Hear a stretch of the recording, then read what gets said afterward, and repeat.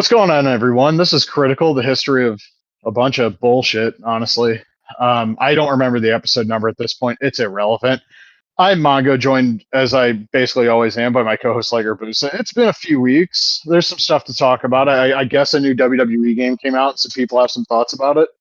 They sure do. The Zombie Sailor Pinnacle Collection finally shipped. Mine's currently sitting in the fucking black hole known as the Columbus Sorting Center. Mattel showed some stuff recently, including the most disgraceful Hacksaw Jim Duggan figure that has ever been made, maybe. But if you ever wanted to make like a custom of a 400-pound Hangman Page, I think I have some ideas for the heads. Yeah, and it's a good likeness. It is really, like, I was gobsmacked when I saw it. But before we get there, I don't even remember when the hell it was the last time we recorded, man. How you doing? I'm not doing issues, so I'm like really, really tired. I've been having this weird thing where I just like wake up all the time overnight, and I only get like 2 hours. Wake up at like 7, stay up for a bit, and then fall asleep till like the afternoon, and it's really annoying. Also having these shitty internet issues. We went from one incompetent provider to another, so that's been a lot of fun. But other than that, I'm doing all right. That's good. You described some of the internet issues to me as they were happening, and it honestly does remind me of when we went from like the shitty Verizon internet to Time Warner internet. Yeah, which became Spectrum, but yeah, it's just been like the whole thing where when my mom bought my dad a phone for Christmas last year, and like they sent 2 SIM cards because for some reason they thought she had 2 phones when she didn't, and like they were overcharging her, and to this new internet provider where they said, we'll send you Wi-Fi pods to extend the connection upstairs, and then they didn't send them, and then they said, well, they were supposed to send them, then they looked into it and said, actually, they haven't even been sent.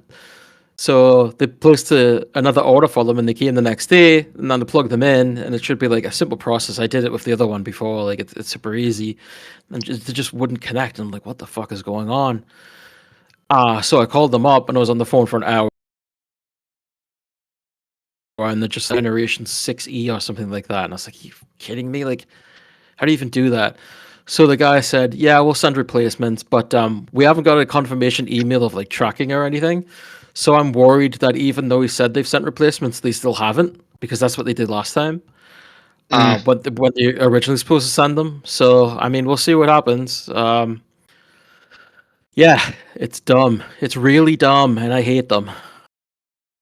I don't blame you. Also, I just, as I do every morning around 9:30, I check the WWE Vault page. They finally uploaded WrestleFest 90. I think that's got Hulk Hogan versus Mr. Perfect on it. I want to say there's like a Heart Foundation tag on it that's really good, but I don't remember who it's with off the top of my head. But go on. I'll have to grab that because I've pretty much got the whole year of 1990. So that'll be something I have to add. Actually, I wanted to bring up something sort of related to the vault. So Instagram account, I saw that picture of Sting from like a house show, like probably like 96 or early 97, where he's got the crow face paint, but he's got like wrist tape and the black tights, like in the Nitro video game rant. And I saw someone saying that he worked like a worldwide taping around that time. So I'm wondering if WWE Vault has like any Crow Sting matches. That'd be pretty crazy to see. Like obviously before Starcade. Yeah, that would be really interesting. A funny thing where like it's not like a drastic attire change really or anything. He's just got the crow paint, but it's still it'd be still cool to see.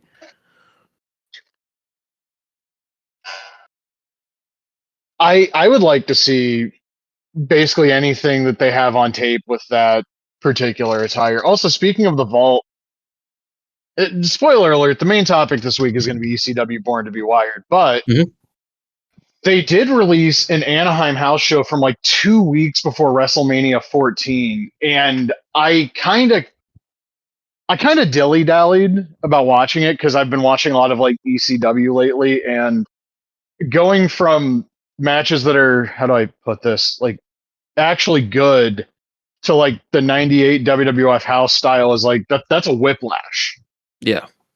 And so I watched it, and a few things. One, it's fascinating seeing some of those guys in the like 94, 95, 96 WWF ring.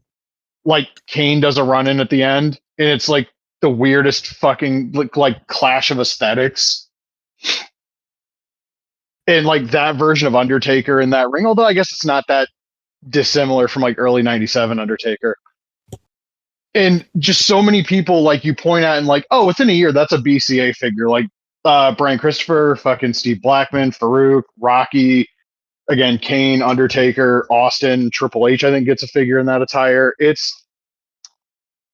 crazy how quickly Jax pumped a lot of this stuff out.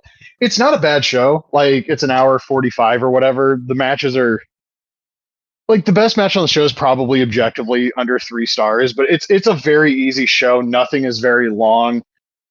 I will say the Kane run-in kind of was really stupid because Hebner had to fucking stand there and pretend like he didn't see the 7-foot guy in the dog dick red bodysuit fighting with the Undertaker.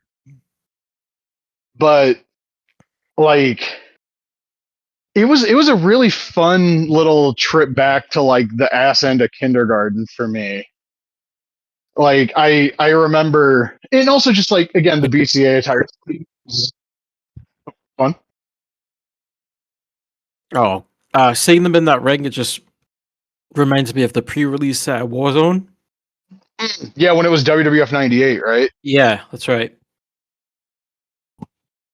Yeah, I wish we could get a fucking like a playable build of that, because we all know those Acclaim games weren't good. But if you go and watch the beta footage, there's a bunch of alternate animations that are not in the final game, like move animations, selling animations. It does look a bit different than what we got. I imagine it still plays like it played, but Yeah, I want the thing that I didn't have, you know? of course. Um, but like it was a weird nostalgia trip to like all the, like again I referenced the bone crunching action figures. Like I remember getting basically every one of the attires that I could pick out from the show. I remember getting them like at the store, and it's so weird. Like that era of the WWF sucks unless it involves like Steve Austin. It's pretty much dog shit. But like watching that stuff and watching like 96 and 2000 ECW, it's been like this weird like nostalgia blender, for lack of a better term. And I don't know that things actually were better then, but they seemed a lot better then. So I'm just going to pretend like they were. Yeah, I went back to the start of ECW because I was like, I've never watched it from the start all the way, and I started watching the stuff from '93, and quite hard to watch Oh, those it's early bad shows. from what I've Yeah, heard. yeah, Yeah, one of these days I want to do the full rewatch, but I know that like, and when I say full rewatch, I mean Ultra Clash 93 onward. mm.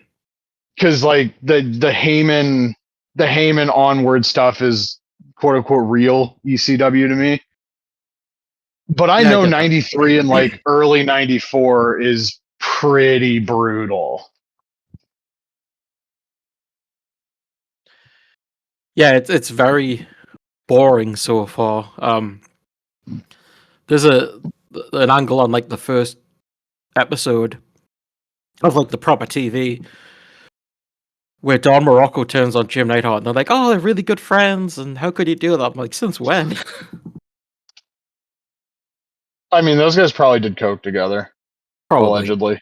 I've heard they were more into Pepsi, but Mm. Well, Morocco probably liked weed more than he liked coke, just having seen a bunch of those promos. true. um, But speaking of ECW, Retro Randy dropped the public beta for ECW Born to be Wired, which is a ROM hack for WWF No Mercy. And I know there's like a big debate of like if something is like a complete overhaul mod, does that make it a different game because it needs the original game to stand alone? I think if somebody puts the work in to completely change something, then regardless, like people will look at Doom mods as full games because they change basically everything. Like the Plutonia experiment is basically just a map pack, but it's considered its own game. I think this is a similar enough thing. And I use this to set up what I'm about to say. This is my favorite wrestling game ever. This is the ECW game I wanted in 2000, and it has a whole bunch of people that weren't around anymore in 2000 in ECW. But like, it's perfect. My one complaint is like there's no ECW arena, and I don't even the amount of work that went into this. I asking for anything extra at this point feels a little like entitled. There's so much more here than I ever thought we were going to get from the final version. Like,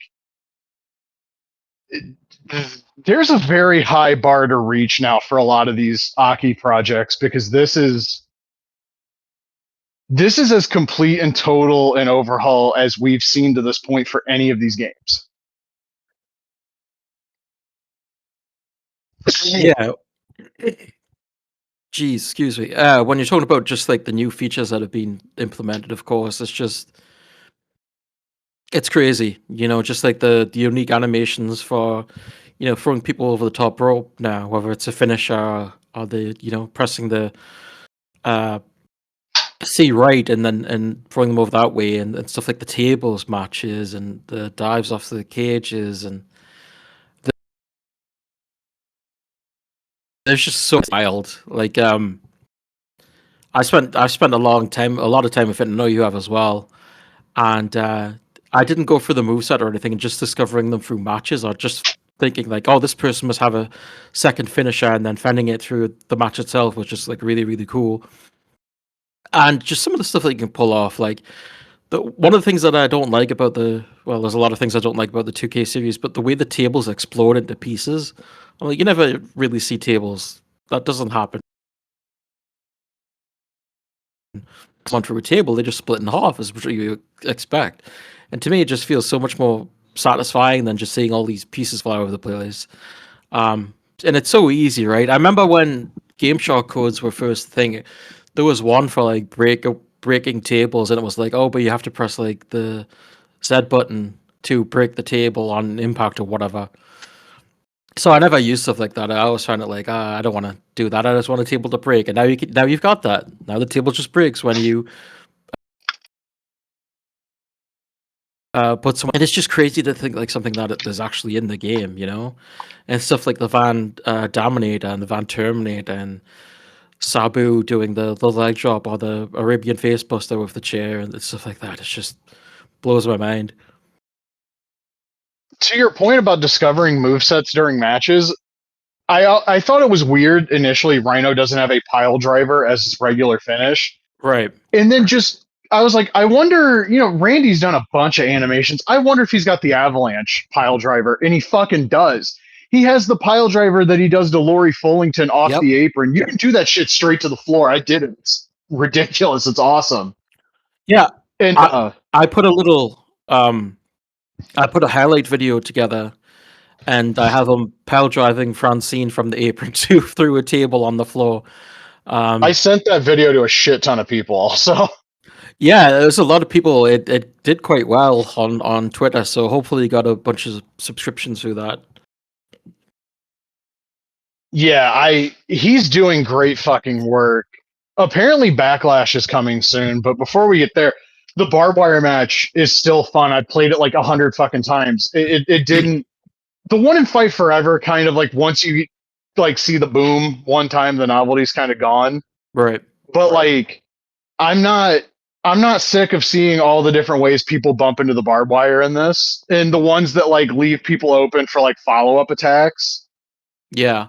And it's the best interpretation of a no rope barbed wire match we've seen in a fucking wrestling video game.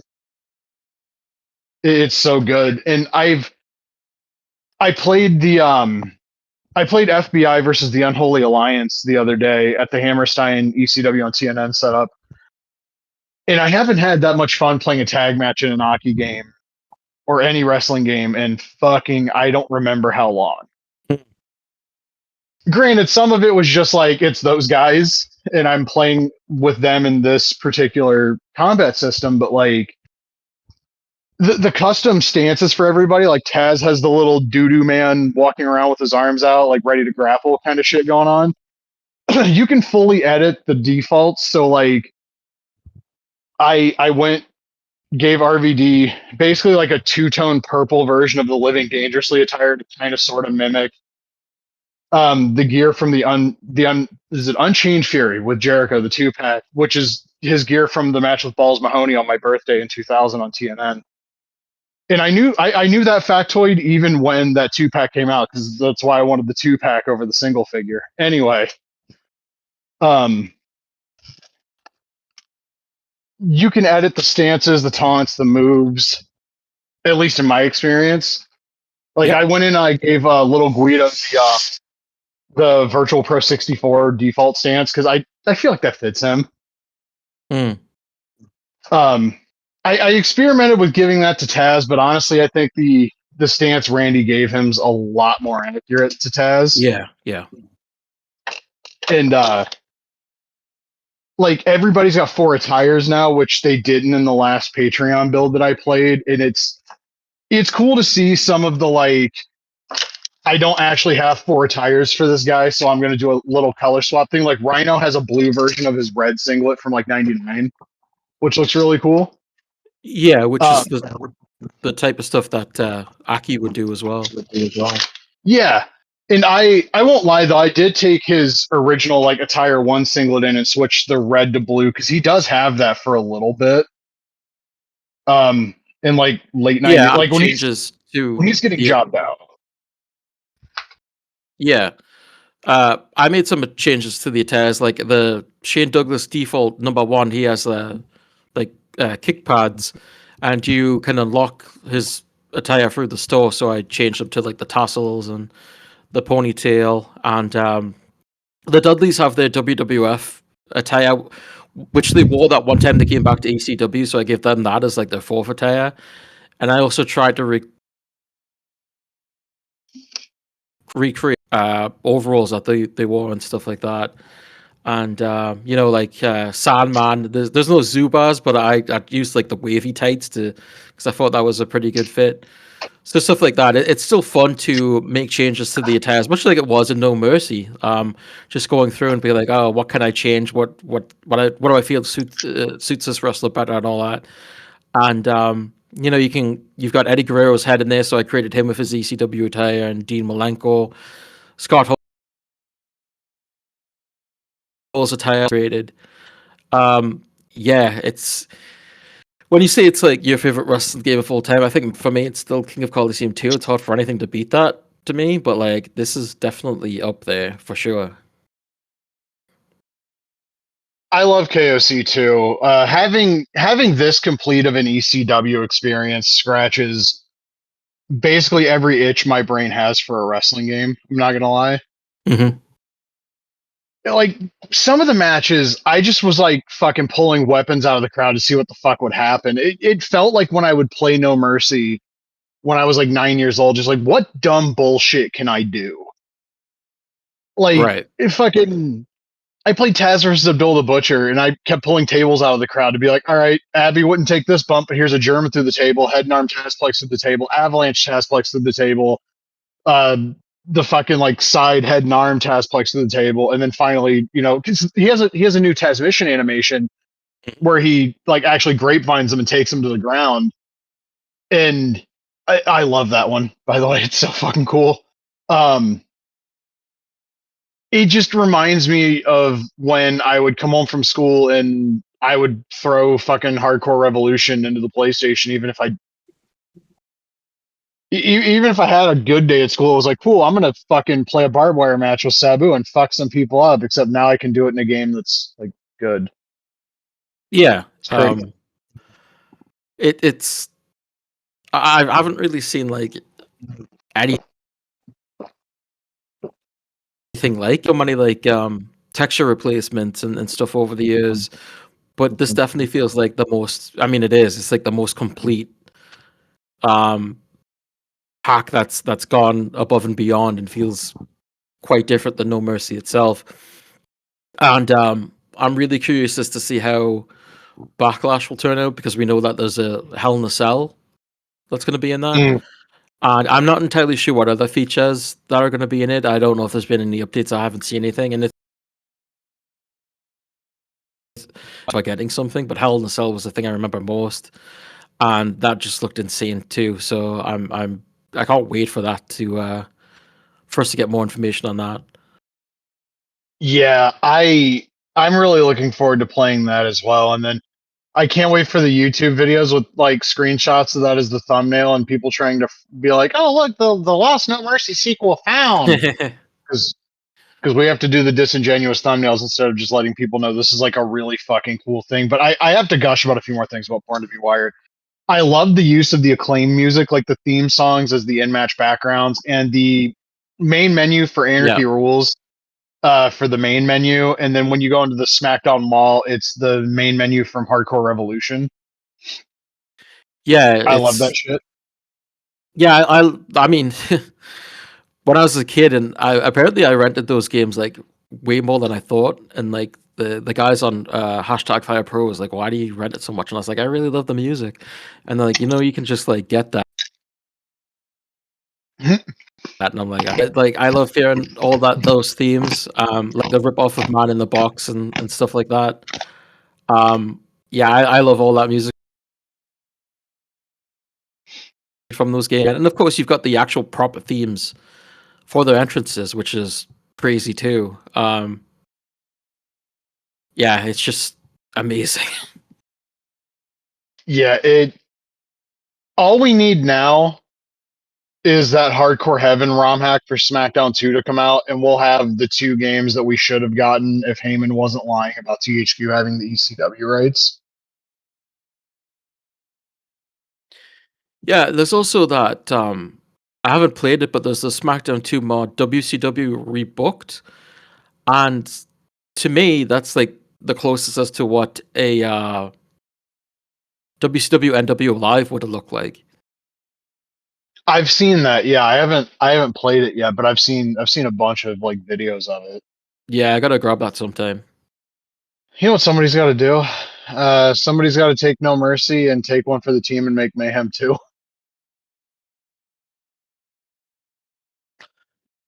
Uh, I feel like if you're gonna do that, you need to use Def Jam Vendetta, but I don't know how. Yeah, that just feels like way too much. Like, what would you pull the Sid model from, for example? Right? Yeah, you'd sort of have to create everything from scratch, right?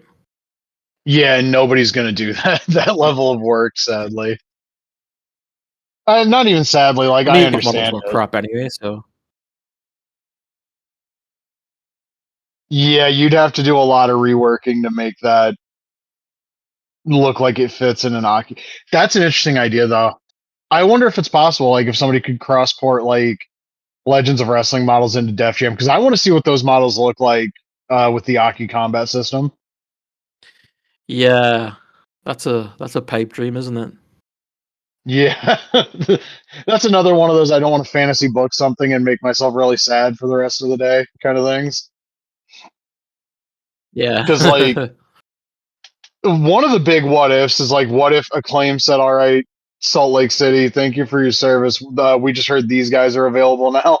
We're gonna go get." I mean, there's no way Acclaim could have offered Aki as much money as EA did, but I'm sure if they would have flashed like, "Hey, we got Hulk Hogan, we got the Road Warriors. Y'all want to make a game with these guys?" That would have They might have been like, been I mean, that could have changed the Legends roster with Aki behind it would have been just incredible. like I've often said if Mayhem 2 came out just with that roster and that gameplay, it would have been my favorite wrestling game on the PS2 by a mile. It wouldn't.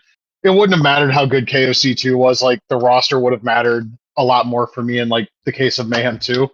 Yeah. Let me be perfectly clear.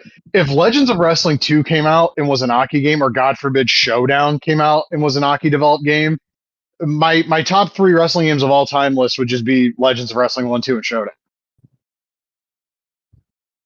And like,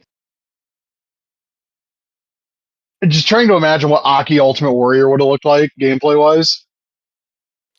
yeah, and considering too that Acclaim would have kept the licenses for the arenas, like you would have had Aki actually making like the Tokyo Dome and like all these legendary arenas, which would have been very interesting to see. Yeah. Why didn't more people hit up Get-A-San in the 2000s, man? Yeah. It seemed like they were down for whatever. I mean, they were still making those Kinnikuman Grand Prix games, so Yeah, but those are way different from the Ultimate Muscle games we got in the West. Those are more like traditional fighting games. Yeah, they are, but I think they would have still had some interest in making wrestling titles around that time. But you know. Yeah, not good shit. We can't have good shit happening. Only pain and suffering here. As I really hate people just sending me. We'll get to the zombie stuff real quick because somebody just sent me a Pinnacle Collection post. I have not gotten mine. As I said at the start of the show, this shit is just sitting in Columbus, Ohio right now. Yeah. My app left the US and not reached Canada yet. It might be in the country, it just might have been scanned. Hopefully it doesn't take too long with customs. Yeah, hopefully. I've seen all the pictures. These things look amazing. I saw there was one guy who had his Jarrett figure drop off a shelf and break, and that sucks, obviously. But I saw people trying to use this as an example of like terrible quality control. Like, brother, I've had Mattel figures and NECA figures and Marvel Legends break after falling off a shelf. They're toys. It's what they do. A lot of this type of stuff can be fixed if you just fucking put a stand under the figure too. You shouldn't. I understand the argument you shouldn't have to, but these figures have like peg holes in their feet for a reason. Was this caption like "he and great" or anything like that? I don't remember, but it was basically like, oh, look at what happened to my Jeff Jarrett or whatever. They do come with a little card saying like, please heat them up before you try to move them, which as somebody that owns a bunch of like action figures by NECA, that's kind of standard. I know people are used to like the Mattel figures feeling really like movable out of the box, but even Mattel has issues with like just joint stiffness now, and people are figuring out you have to do that with them too. Yeah. We found out, as originally confirmed, New Jack is going to be a standalone release, not in Series 2 like Zombie had said at Toy Fair. But you might be asking, who's the fourth person in Series 2 then? Well, we found out because on the other side of the insert card, we find out that the other three are the same. It's fine. It's Bad News Gang and Dino Bravo. But the fourth man in the set is the fucking franchise Shane Douglas, which is probably in part because Mitch announced one. But I don't have any problem with this because the zombie one is going to be better. The Mitch one from the render, you can tell it's the same fucking body as like everybody else. I'm curious as to what he goes with. My detail with the goatee, same as like the ECW figure back in the day. I feel like that's like the main look of him from ECW, at least in my head. Obviously, you can go with like the earlier, short hair, or like the later attire where he's got like full pants and stuff like that. But I feel like the ponytail one is like, I don't know, that's the one that jumps out to me the most.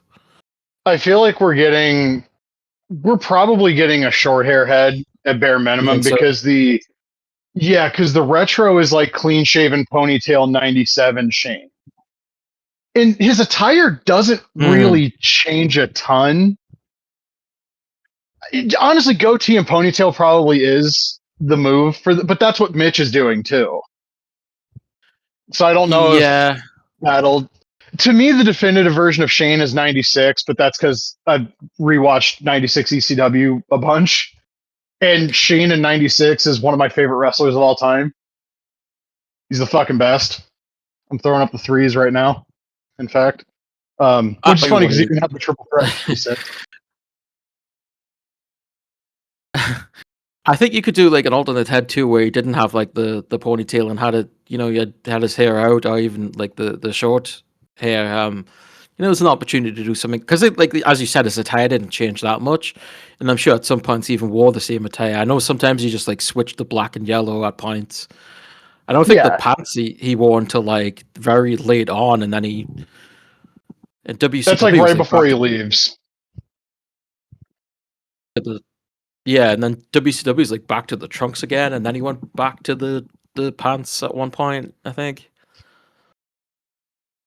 Yeah, because I think he's wearing the tights again at like Fall Bro in that stupid fucking scaffold match. Yeah, I think so. I'm all in on any ECW guys he makes in this line. I'm all in on this line in general. I'm probably not doing two of everyone from Series 2. I will probably almost certainly buy two of Shane and New Jack, though. Seeing the pictures people are posting, like one of the guys posted the Pillman next to the Monday Night War Pillman, and I cannot imagine looking at those two figures side by side and thinking the Mattel one looks good at all. Like the hair looks like shit, the wash on the jeans looks like shit. He's got the same fucking torso they've been using for people since 2010. And it's just such a fucking shitty figure. Is it possible to put the The skin tones probably wouldn't match up. Yeah, that's what I was wondering. And also, like the Monday Night War one has a more accurate hairstyle for like '97 Pillman because it's the more like kind of fanned out hair. Yeah. But like, I mean, you can swap the Monday Night War shirt onto the Zombie Pillman and vice versa. True, yeah. There's pictures of it. What I'm waiting for is I want somebody who bought that Coliseum Collection Bundy to put that thing next to the Pinnacle Bundy. Because I want people to tell me that fucking like skinny Super Jack Bundy looks more like him than the fucking Pinnacle one because they're full of shit. Yeah. And Abby is like the best wrestling figure ever made. I think not having that Abby by the estimated delivery date is part of the reason I'm so annoyed with USPS. Because from the second that thing was revealed, I was like, oh my fucking God, I need it. And you know what? I just thought about this. A similar situation happened with AEW Series 1 stalling out in Columbus for like 4 days. This was during the pandemic, obviously. But I remember finally getting my ringside tracking number for those, and like they went like 4 days past the estimated delivery date. And then I think those actually showed up the day after my uncle's funeral. Because I remember going to work like the next day. I was working at a fucking shitty ass factory at the time. I was just like miserable, and I took my allotted 10-minute lunch break, which feels fucking illegal in an 8-hour shift to only get one 10-minute break, but whatever. And I checked my tracking number, and I immediately called home, and I was like, you gotta fucking see if these things are on the front step because it says they're here.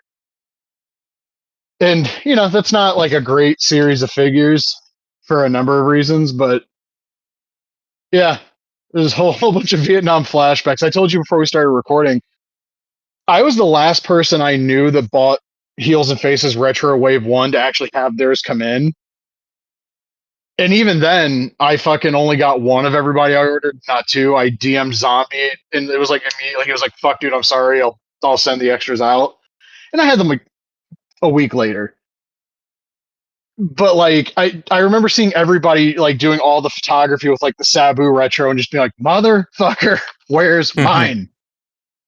And then mine actually came in, and I was like super fucking thrilled with it. And I still have both of mine, the loose and the on card one. But yeah, these look great. it took almost a year for them to get in hand. I mean, by the time I get mine, it might actually be a year. And no, that would, I don't think they're going to take 2 more weeks to get to me. And if they take 2 more weeks to get to me, I'm going to turn into the fucking Joker. But like, Why do you? Oh, go on.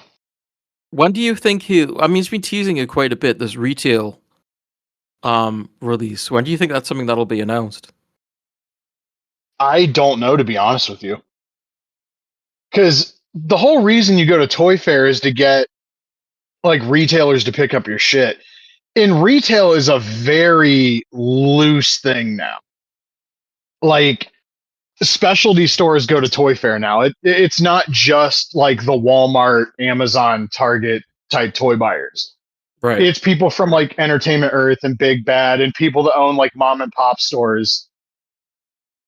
So there's a chance that's what he means, but he did say last year his goal for the Pinnacle collection was to get them into like standard brick and mortar retail. I would imagine if there's something to be done there, if there's a deal that's going to be made, who knows? Maybe it'll be announced for like the holiday reset.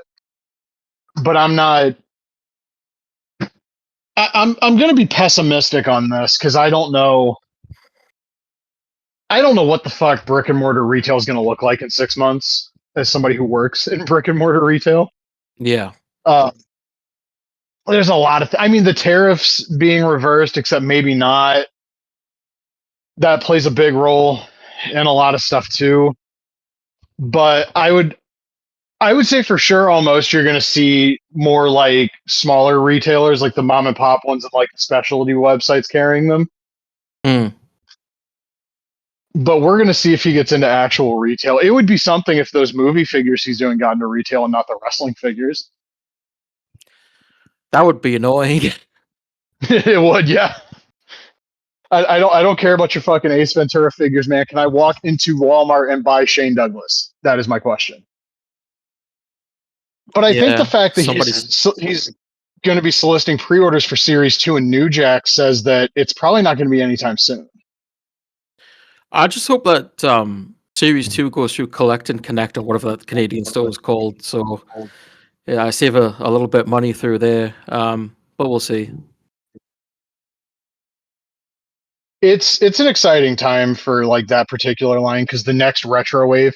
In his broadcast channel on Instagram, he said both that and the New Jack pre-order were coming soon.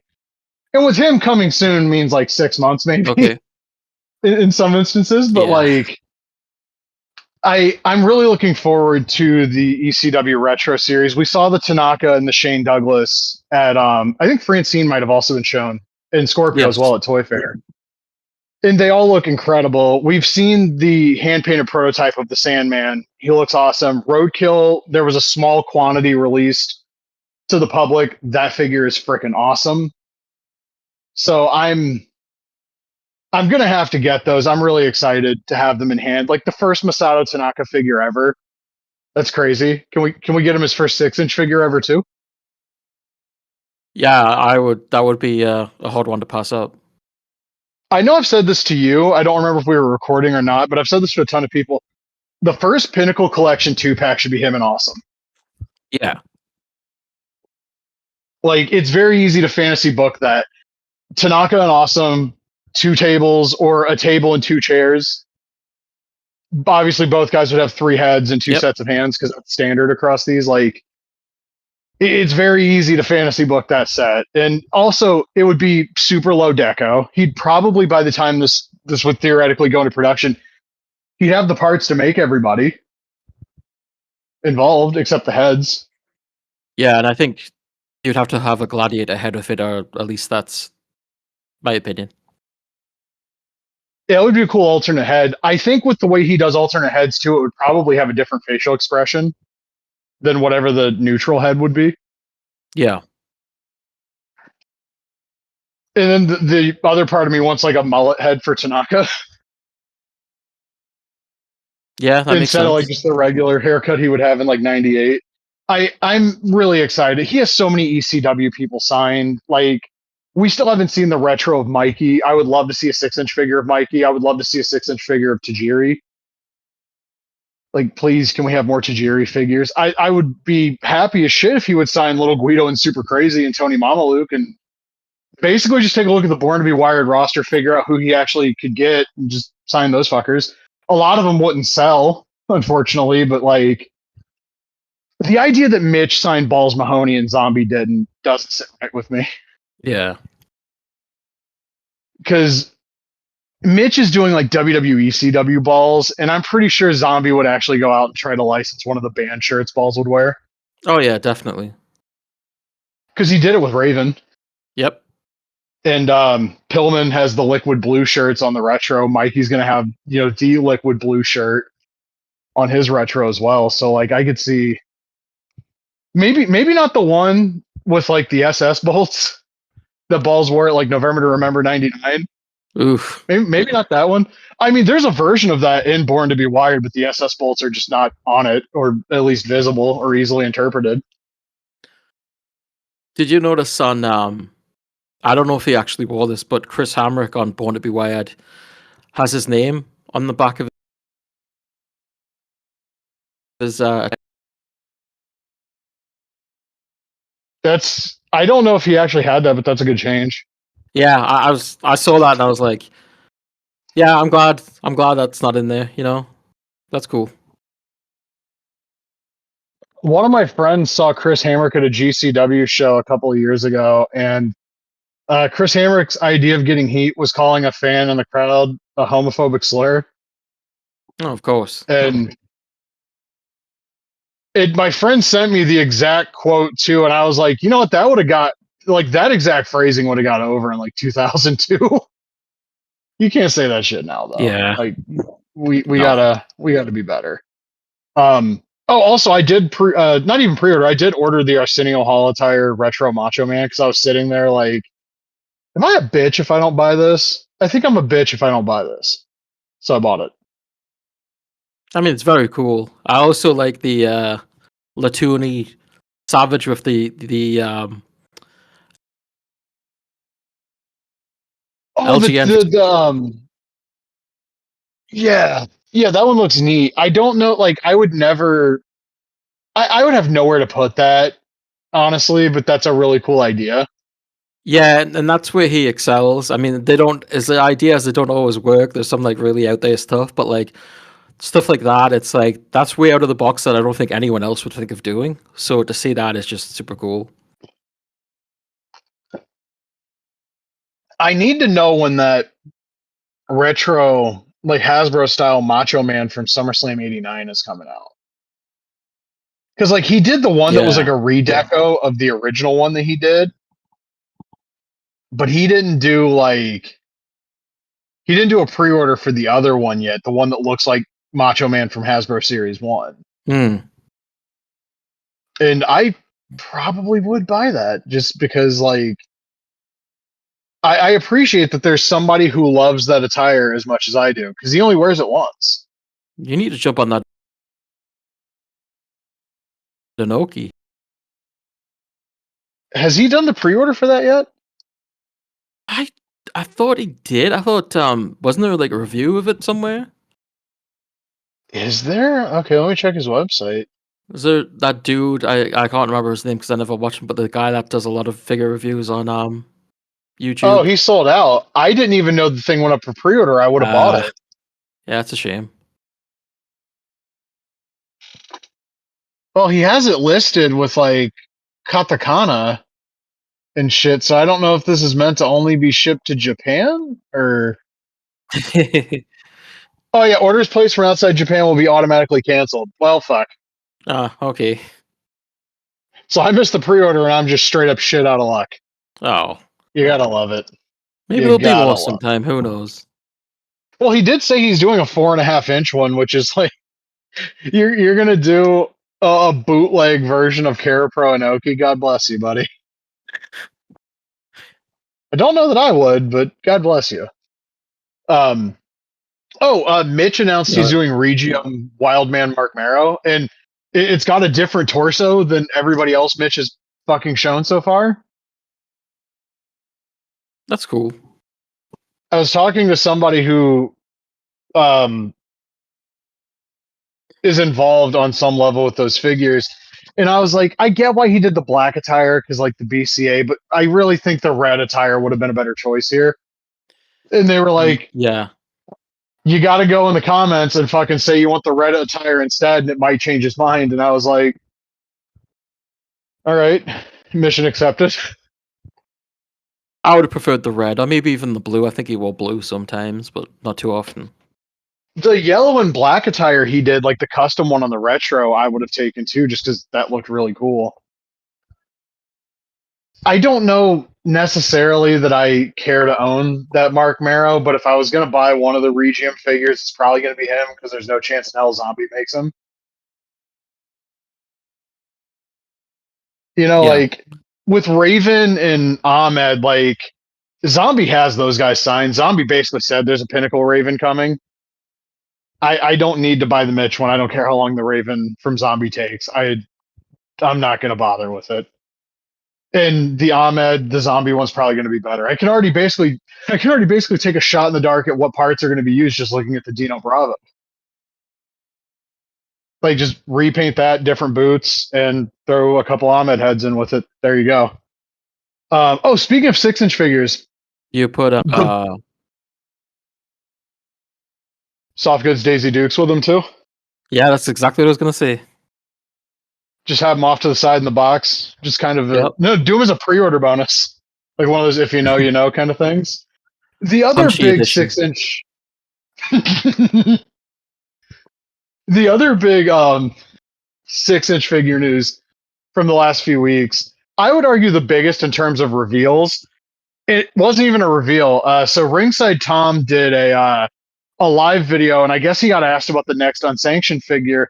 He was like, "Oh, I just got the last sample, and it looks great. I hope I didn't leave it somewhere." Which was basically like, "Hey, look in the background for the one figure that is there that you haven't already fucking seen." So now we know, I'm pretty sure both speculated this too. The next unsanctioned classic superstars figure appears to be Sabu. Very cool. Soft goods, gold pants. I wish it's like my friend Chief always complains red attire Hayabusa is the only thing anybody ever wants to make.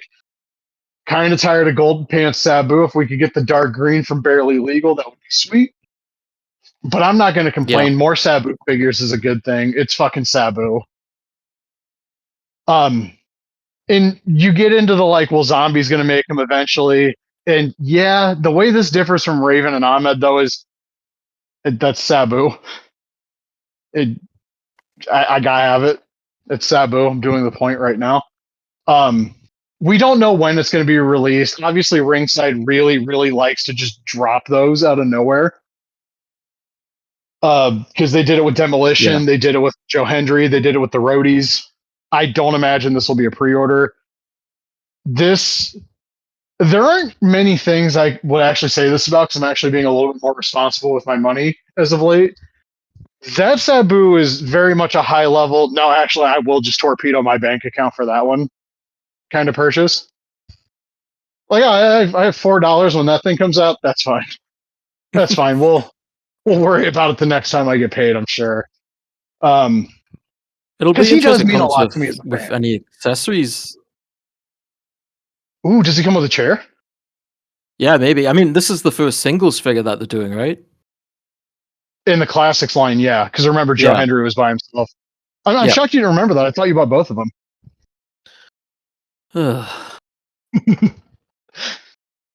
Listen, I was going to reference because I looked at Zombie's website. I was going to reference the Bob Holly and Henry Godwin and ask how many you bought of them because I just saw they were sold out. But I I got all figured those.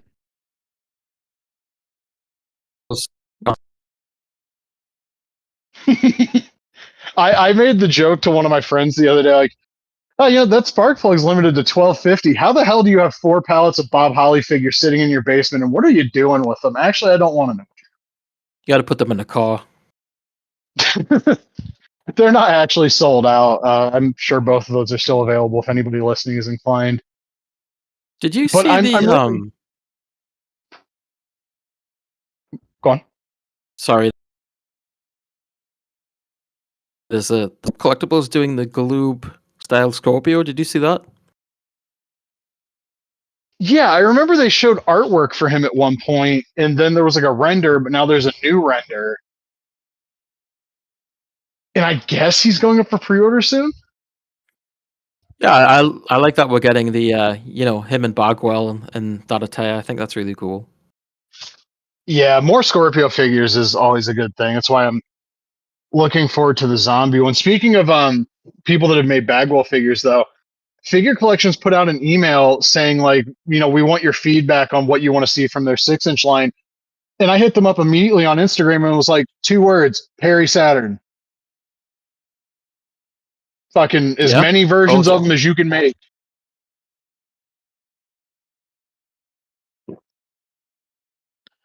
What do you think would be like the best one to get? For me, it's like the Flock.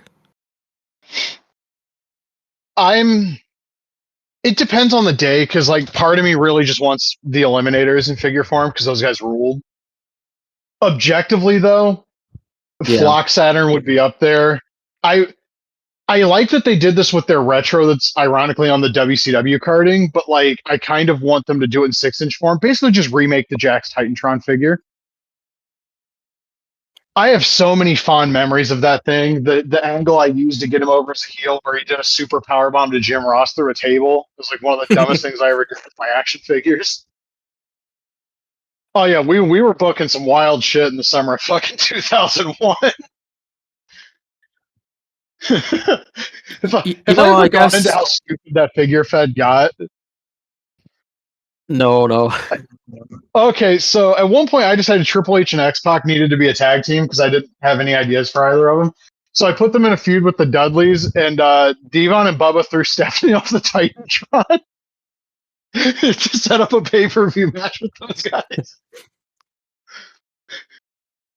Triple H got pinned, by the way. He took He took the 3D. I had this like weird avalanche 3D I would have them do that was like the Powerplex, but a 3D. There's no chance they could have done it in real life, but fuck it, it's my action figures. I'll do what I want. I think if they were wrestling in like a 14-foot ring, they could have made it work. But not in the fucking giant ass WWF ring. Oh my god! That's that's more like an All Stars type thing. Yeah, God. All Stars with like dedicated tag finishers would have been something. Ugh. Yeah, I've been playing All Stars on the Steam Deck recently, and I love that game. I hate the roster. Like the current roster in that game kind of sucks ass, but like I love the Legends roster though. Yeah. Speaking of figure collectors, I always forget the name. But they made BCA Glacier, so like if you're gonna do a 6-inch figure, that's definitely yeah, I want that Glacier. They need to fucking put the pre-order out for that figure, actually. Oh, that's still not out yet. No, but it's on the back of those Hardy's figures.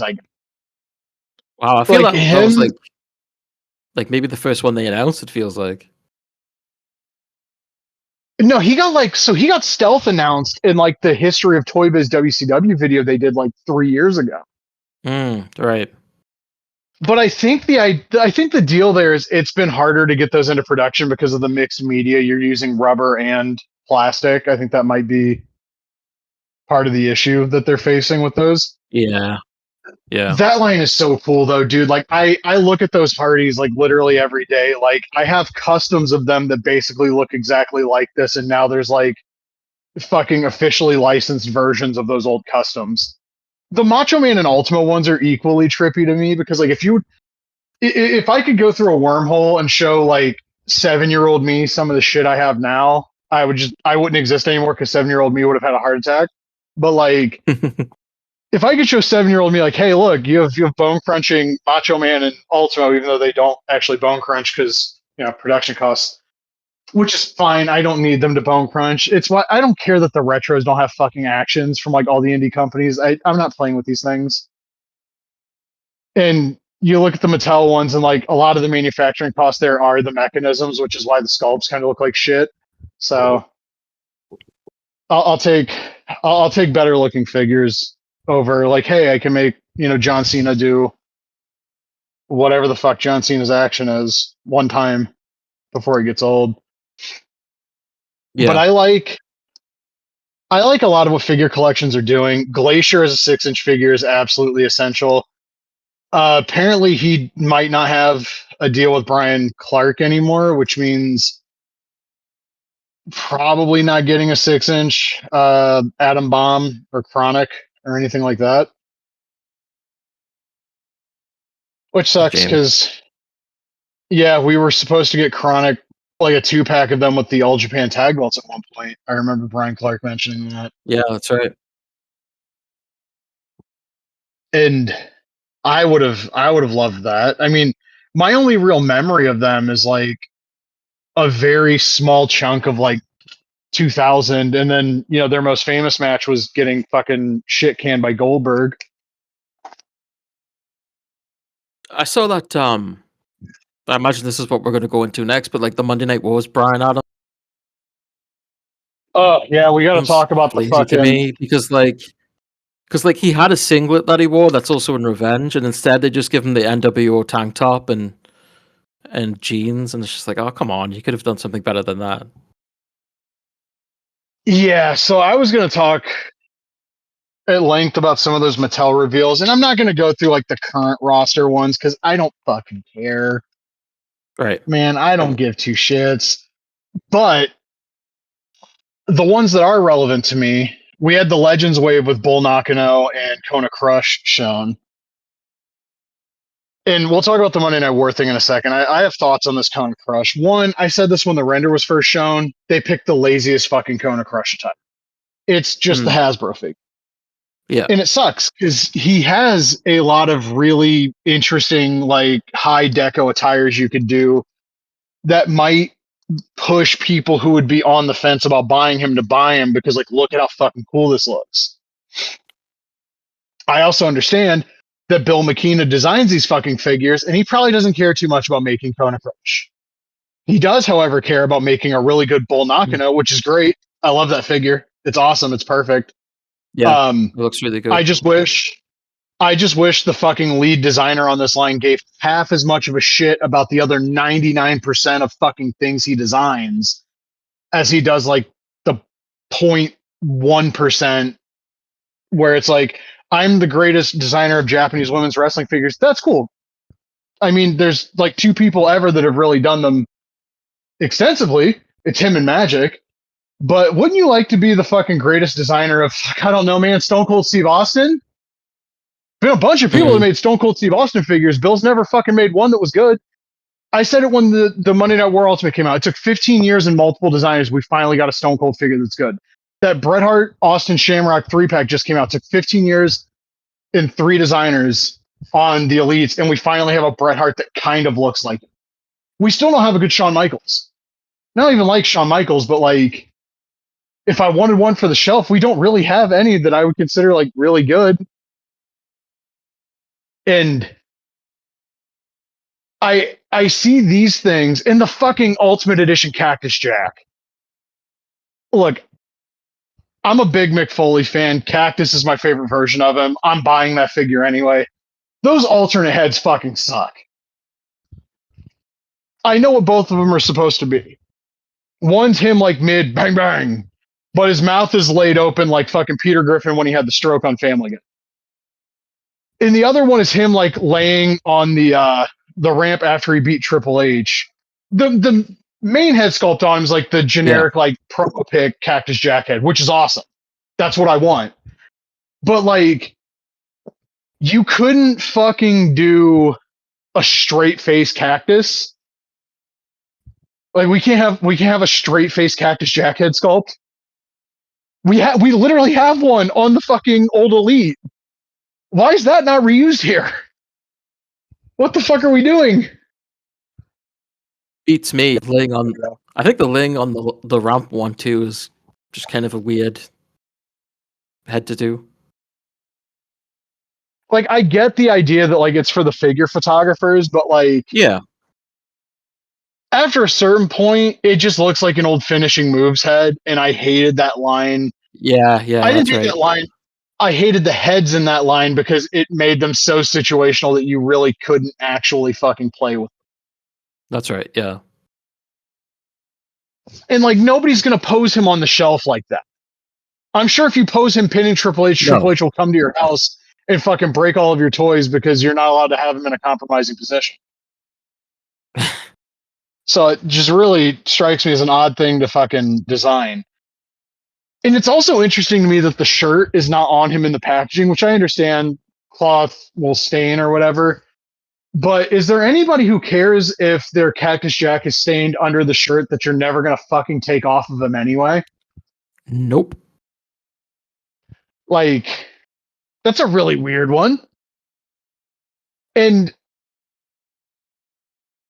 this is the most minor of nitpicks, but I'm on a fucking roll. He did not have the wanted dead or alive t-shirt in 97, 98. It said wanted dead. Yeah. I never realized that until it was the WWE games when I saw like the two different shirts and I was like, I guess he did have two different ones. Yeah, like I have the original BCA Cactus Jack and the Bendham. They both say wanted dead. That's like when I think of that shirt, it's that one, not the later re-release when I don't know, they decided they wanted Cactus Jack to be more fucking family friendly. But I get that like maybe you don't want to put like wanted dead on an action figure that's at Walmart, but I saw the Cactus Jack Bendham at Walmart in 1999. It said wanted dead on the t-shirt. Nobody gave a fuck. I mean, is it that big of a deal because it says dead either way?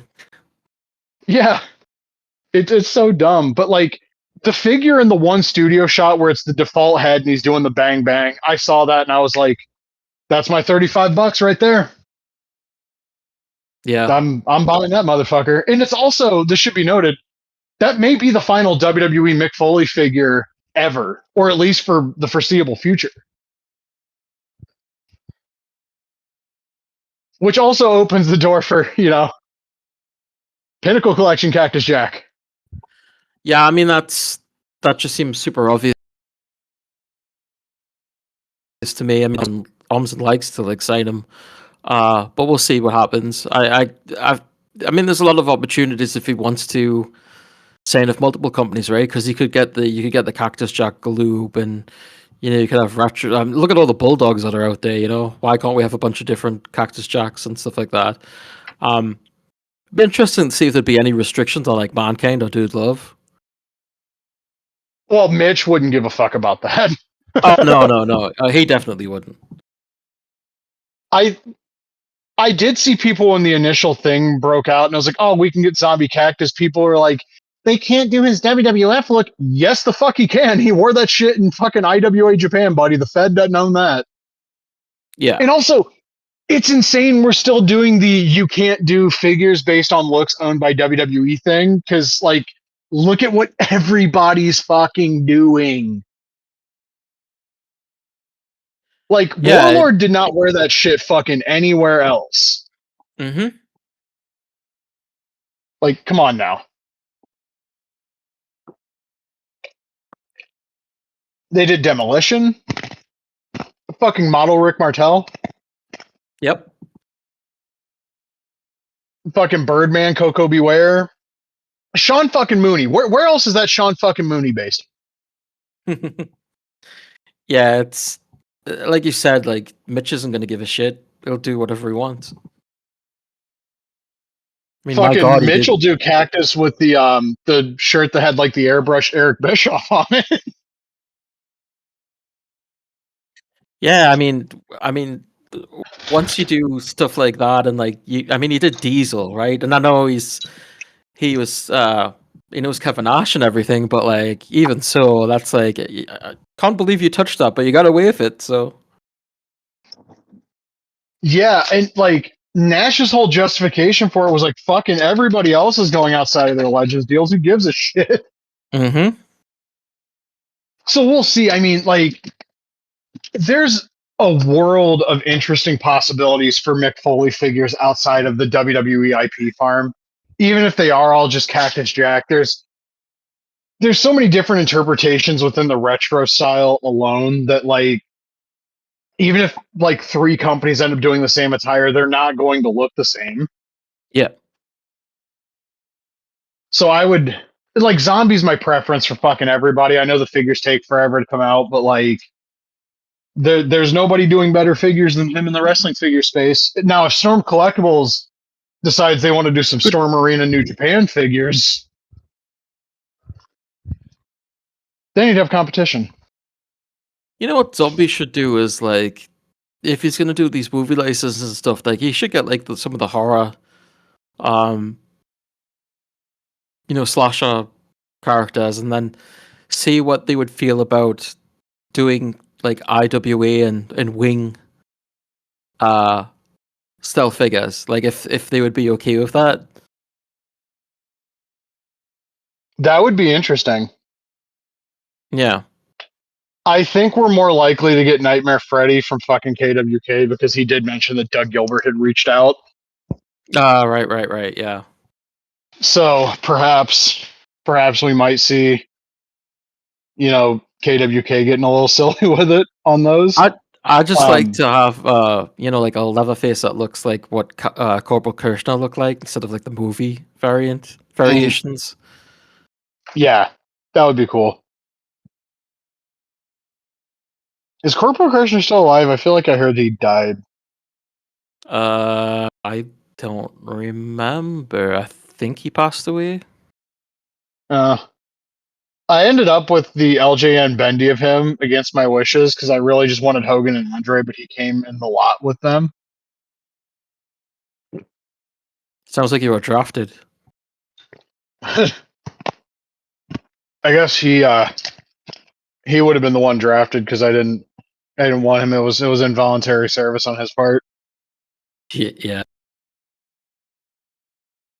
Mattel Steve saying on the Wrestling Figs board that like anything's possible with the LJN line given how well received they've been, specifically as a response to like, what about bendies and stuff.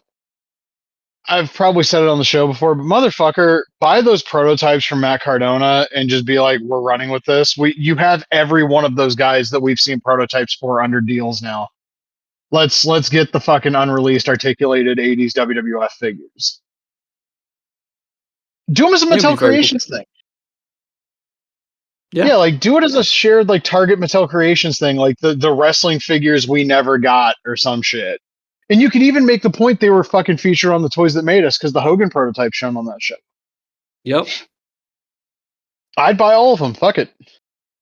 I don't know like what you do for the carding because we've never seen what the line look would have been for that line, but I can't imagine the carding would have been too different from the regular wrestling superstars. You're just taking a shot. Just rip off legs and just add like WWE logos and shit.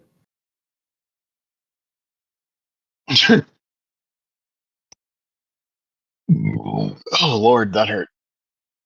Was there anything else figure news related? Oh, the Monday Night War line. So we saw the wave with Bryan Adams.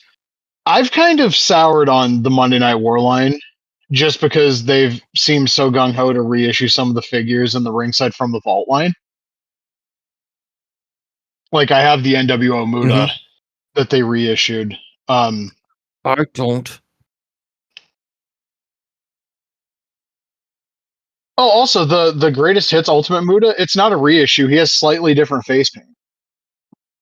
Oh, okay, I didn't notice that. I thought maybe the chest hair was a bit different, but I wasn't sure. Maybe it is, but specifically the thing that was pointed out to me was like, no, the face paint's different. I don't know how because I haven't looked at the one I have yet or anything, but it was very disappointing when the person that leaked that lineup used the January 4th, 93 all white attire as the preview picture. And then it's just a light repaint of the fucking Muda we already have. Yeah, I wish we got that one instead. Yeah, also I'm getting kind of annoyed with only getting like red Muda, primarily getting red Muda. Yeah, and it's also like the one that we're getting is NWA. We're not getting like, New Japan or WCW with like the text on the and design. Yeah, like I want longer hair, like 96, 97 Muda with like the gold face paint from Battle Formation with Hakushi. Yeah, that's one of my favorite looks. Yeah, and he has like some variation of that entrance attire for like years after that with like the dragon thing on like the shoulder. Yeah, he wore that He with has the that. NWO paint too. Yeah, and like the skull mask and shit too from Battle Formation. So like if I was Bill McKenna and I was really about that being a Japanese wrestling nerd shit, I would have figured that out. I would have figured out a way to give people like a super deluxe Great Muta figure instead of the honestly kind of safe version of them they did.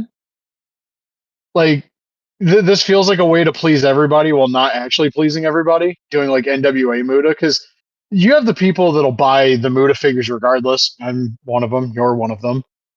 But you're not going to really scratch the itch for the Yeah. people that want the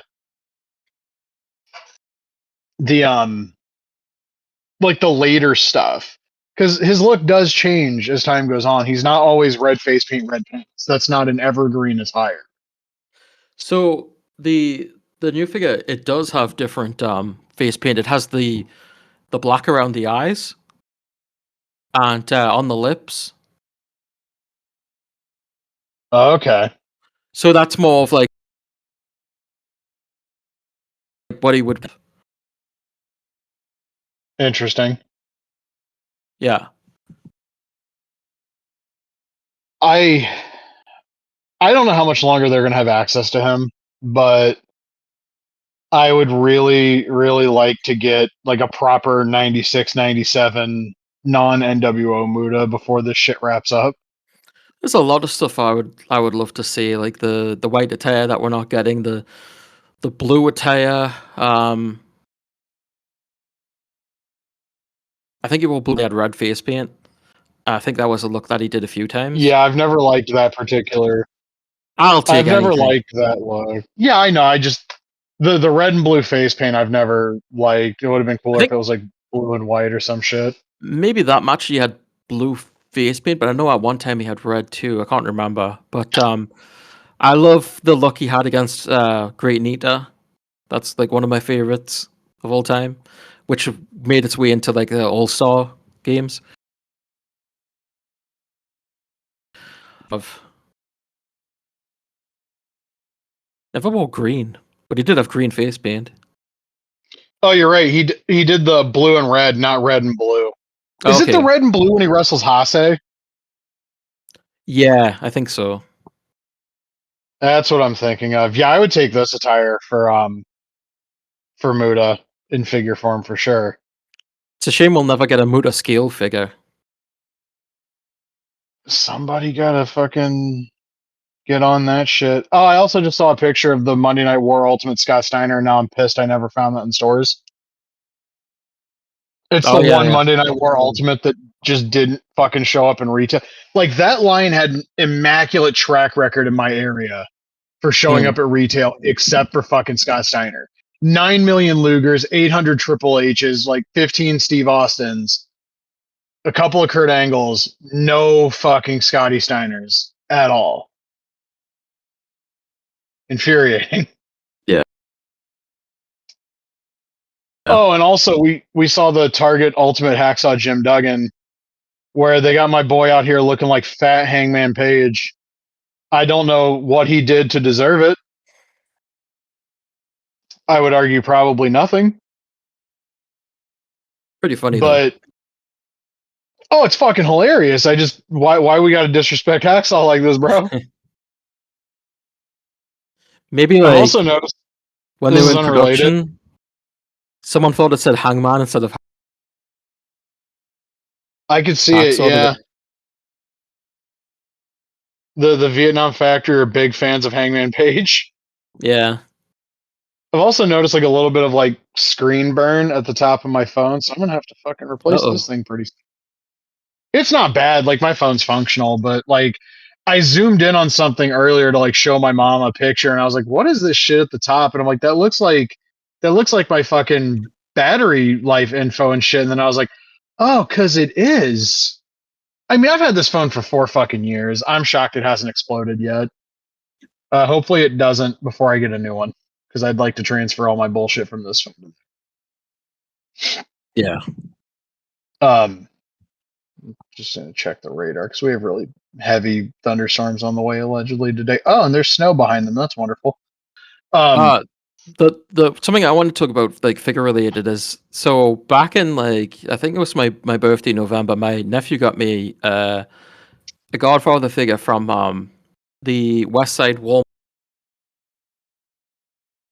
Walmart table, and it was there for a while, like a good number of days. And then one day I was like, okay, I'm now going to put it on my shelf.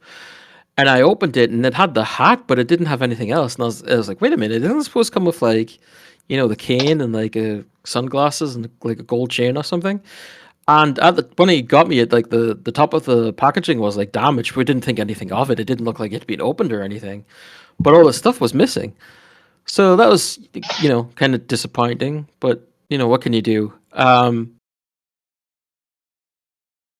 So online buy, sell, and trade store called wrestlingthrift.com.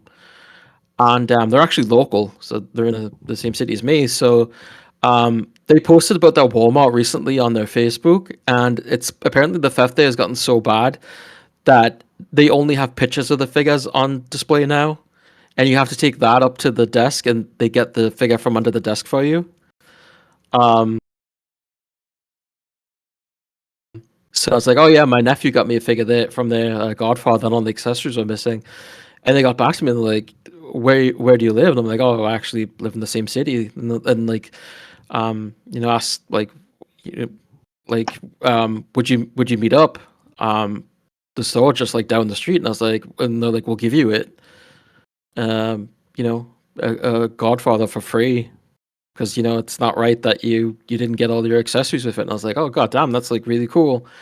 So I met one of the just outside the pharmacy, and yeah, and talked to him for a little bit, and he gave me the Godfather, and that was really cool. Wrestling spaces are often shitty, so it was really nice that someone was just like kind like that. So I really appreciated it, and they just announced that they're now a retailer for Mattel. They just got the boxes in, and they were opening them up, and they had like Demolition, which have already been sold. Unfortunately, I would have jumped on those. So yeah, it's just a really cool story. Provided me with a free figure because of theft in the area. So again, it's wrestlingthrift.com, and they're also on like Instagram and Facebook. I'm sure you can just find them under the same name there. But yeah, it was a nice little story when you don't really get those in wrestling these days. yeah, that's dope. Yeah. Real quick about the Duggan figure. It's an Mhm. amazing figure outside of like a couple of those heads. Like there's a straight faced, like kind of grumpy hacksaw head, looks exactly like him. There's the tongue out dumbass head from the Retrofest figure, looks just like him. It's just What those is he? other two that are really bad. What is he wearing on this? It's the blue trunks. It's like standard WWF hacksaw. He comes with the '89 era merch shirt, like the Retrofest figure. He comes with the crown, like the Retrofest figure. American flag, 2x4, and then I think the 2x4 that he had when he teamed with Demolition has like the red, white, and blue on it. I'd still Basically, like. if you buy this, you're not going to need another Hacksaw Jim Duggan unless you really want like a Mid South one, like I do. Well, I would still like to see like the WCW gold and purple with like a WCW flag. I think that'd just be a neat thing to do. That'd be a good like Monday Night War figure. Yeah, absolutely. But like, if you're looking for a WWF Hacksaw Jim Duggan, this is the one. Yeah. I'll probably buy it. I've loved Hacksaw Jim Duggan since I was a kid. I met him at the first show, the literal first wrestling event I ever went to. I don't remember a lot about that day except meeting him, Matt Bourne, and Matt Bourne was Doink, so meeting him, Doink, and Junkyard Dog.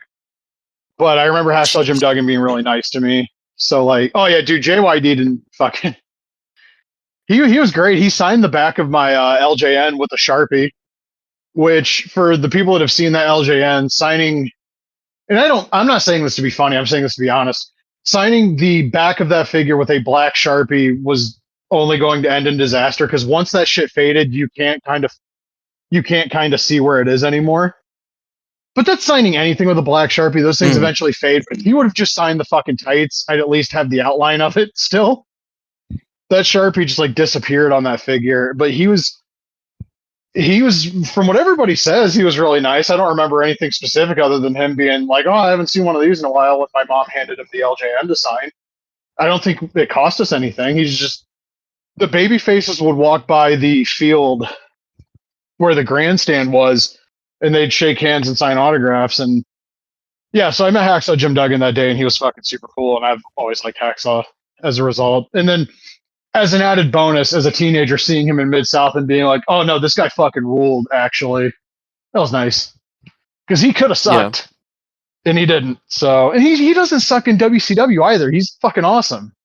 It's just the WWF run where they make him like the fucking idiot Patriot guy. And even then, he's still good. Fucking hand on the hip, thumb up, ho, etc., etc.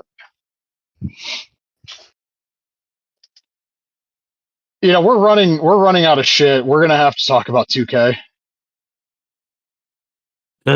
Okay. All right, so I've got to rip. So shout outs to my friend Steve up in Toronto. I will rip into Brian Mazik for you because he asked me to yesterday. Oh god.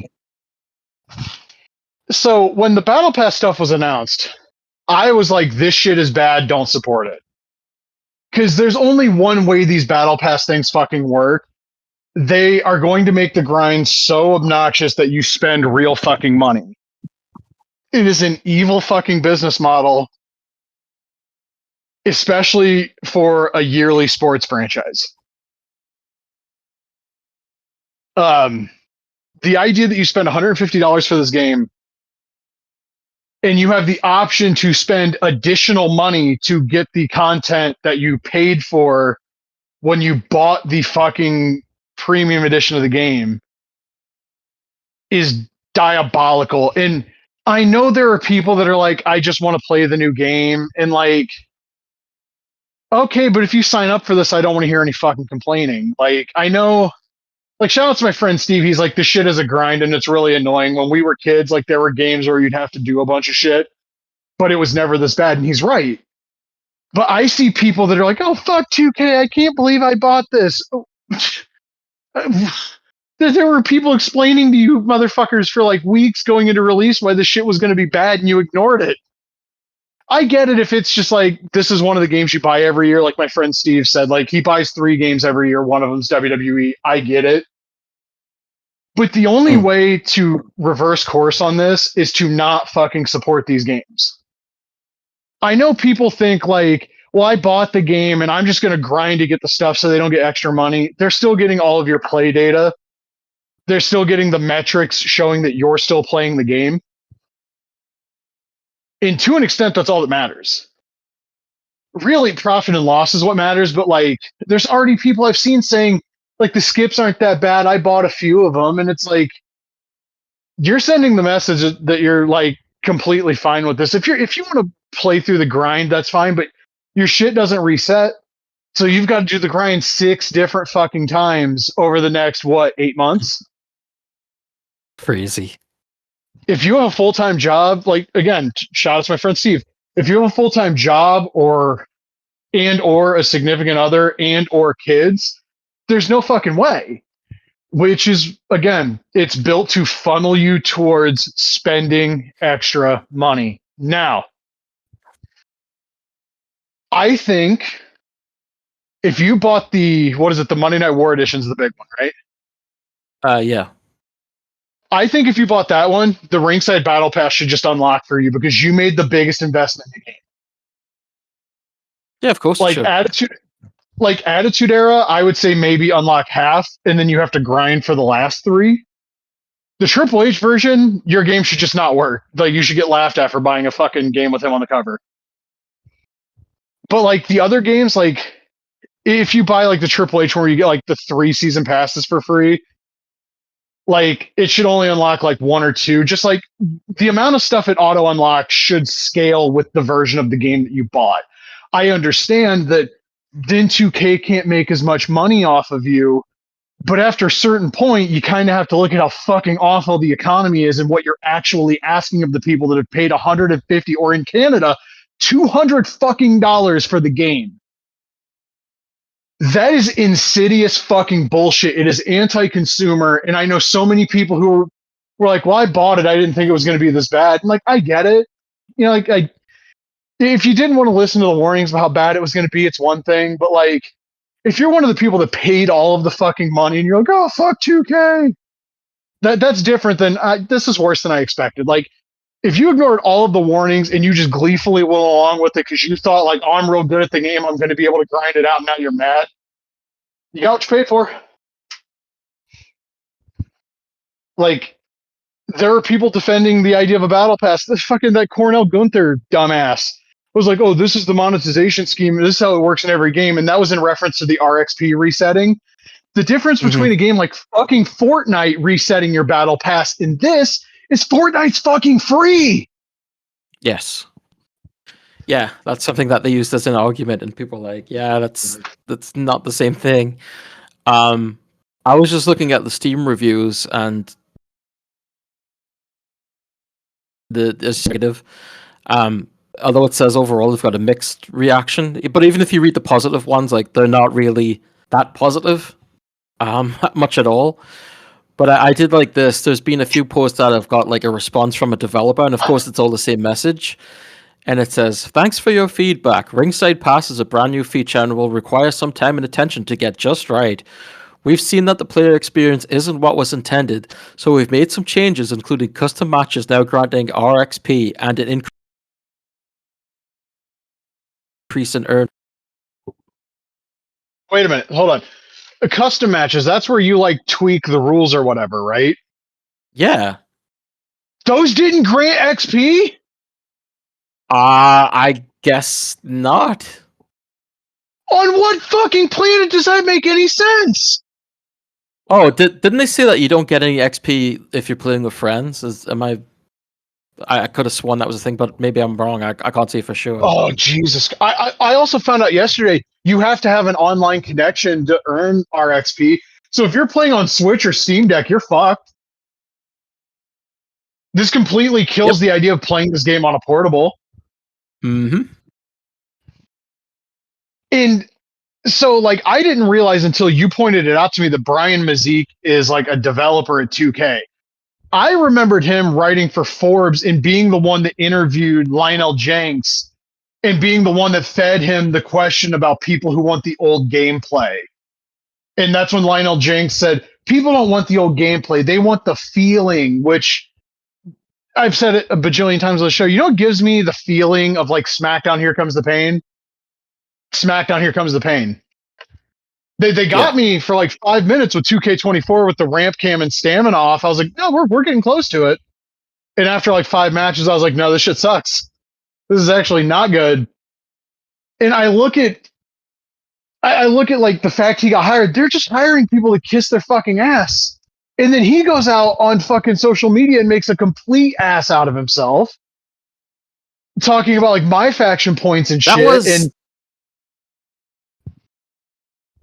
That was the type of post that you would think could lead to someone being unemployed, because it's not just anti-consumer. And I know like these companies don't necessarily care about being anti-consumer, obviously. Oh no, they don't give a shit. It makes it, to me, and I think a lot of people, it also made the company look so unbelievably bad that how could they possibly try and say, yeah, you know, it made them look so terrible that, yeah, you'd think that maybe your employment is sort of at risk with posts like that.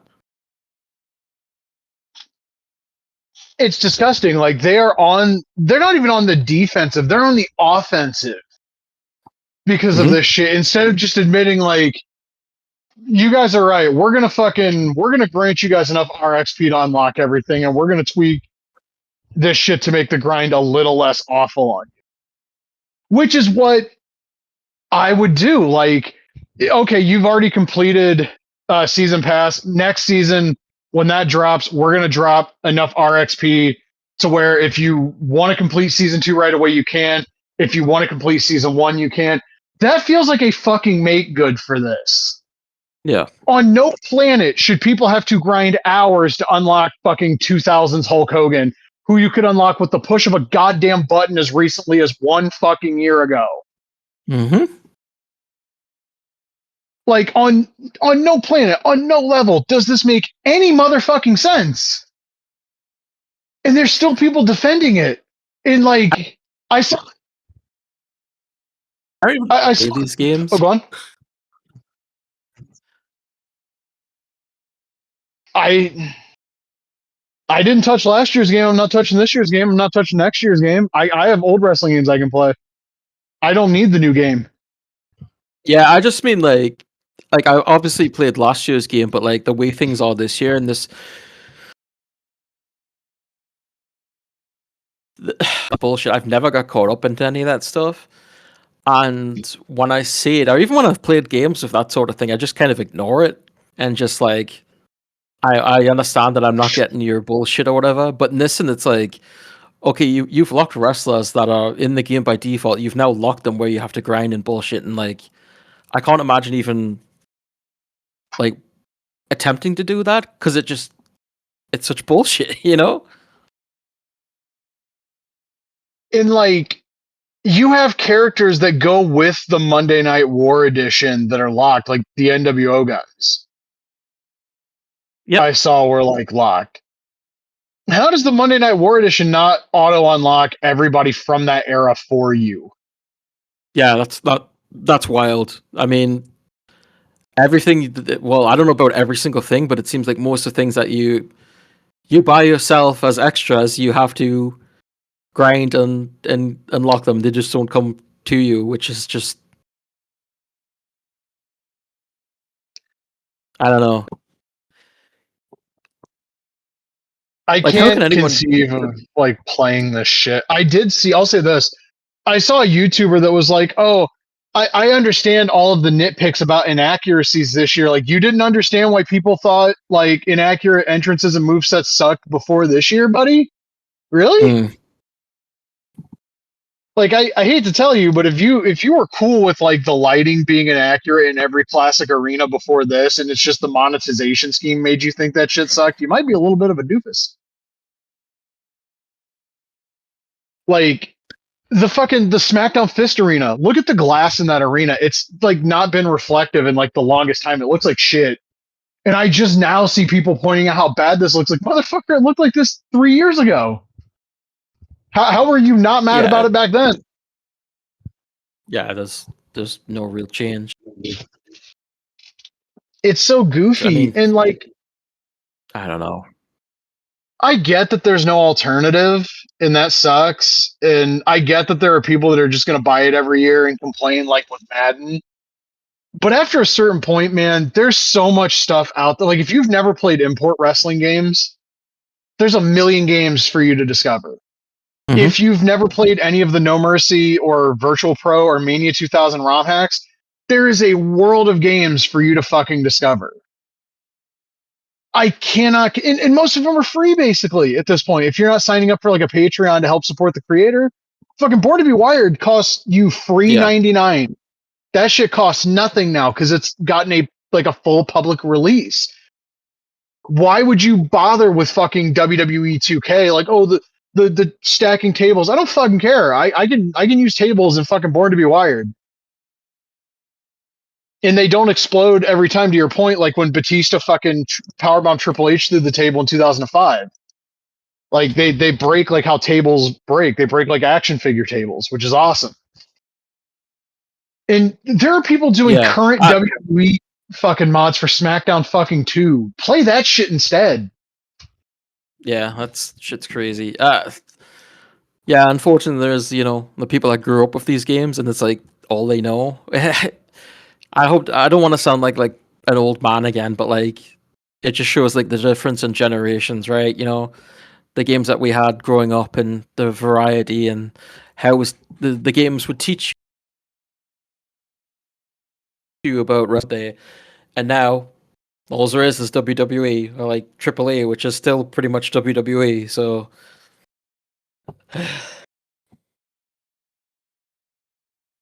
I I know that there are people that are adverse to playing old games because of the graphics or whatever. And to my friend Steve's point about like he likes the way the presentation of the 2K games look on the TV, and they do look nice. Not Mhm. necessarily accurate, but they look nice.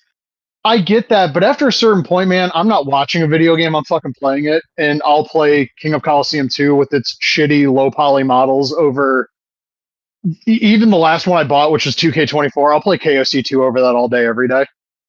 I'll play Fire Pro over everything, pretty much. Yeah, but we also Like, do live in a presentation where more and more people are willing to put presentation. We live in a generation. I don't know if I said presentation, but we live in a generation where more and more people are willing to put presentation over gameplay. I mean, we've seen that. I mean, people shitting on Sons of Sparta for the graphics when they should have shit on it for like everything else. But it's.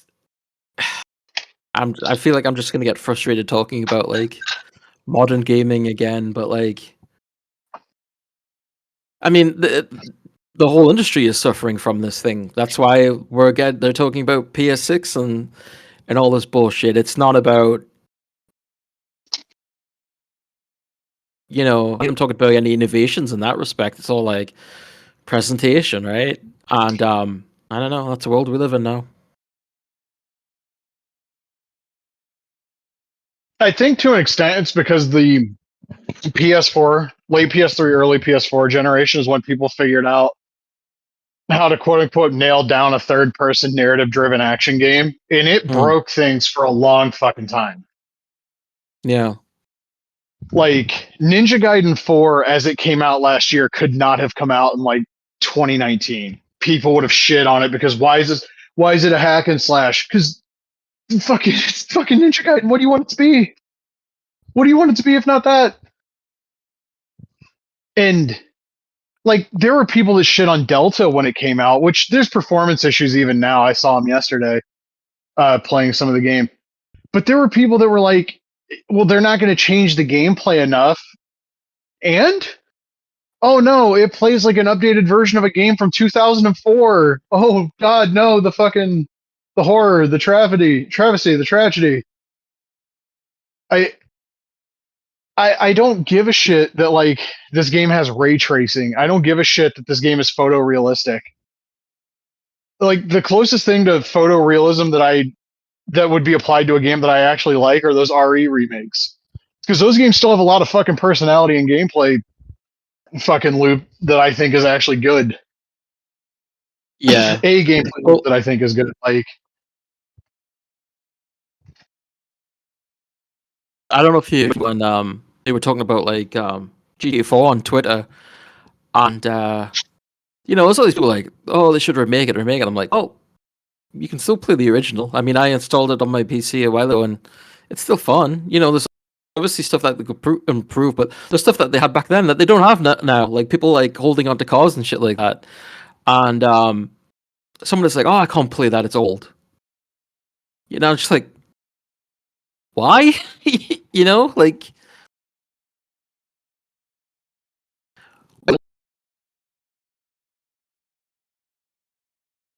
oh, that's another thing. Like I hate to agree with M. Dickey about fucking anything, but I remember an interview with him like probably close to 7 or 8 years ago now, where he said like I don't know why video games had to ever look better than GTA 4 or Street Fighter 4.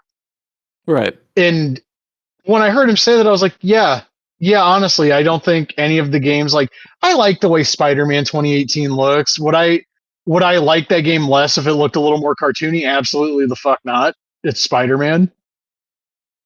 No. Would I like the RE2 remake less if it didn't look as good graphically? No, because it's still really fun to play, and the stuff that game sets out to accomplish would probably be even better with lower graphical fidelity.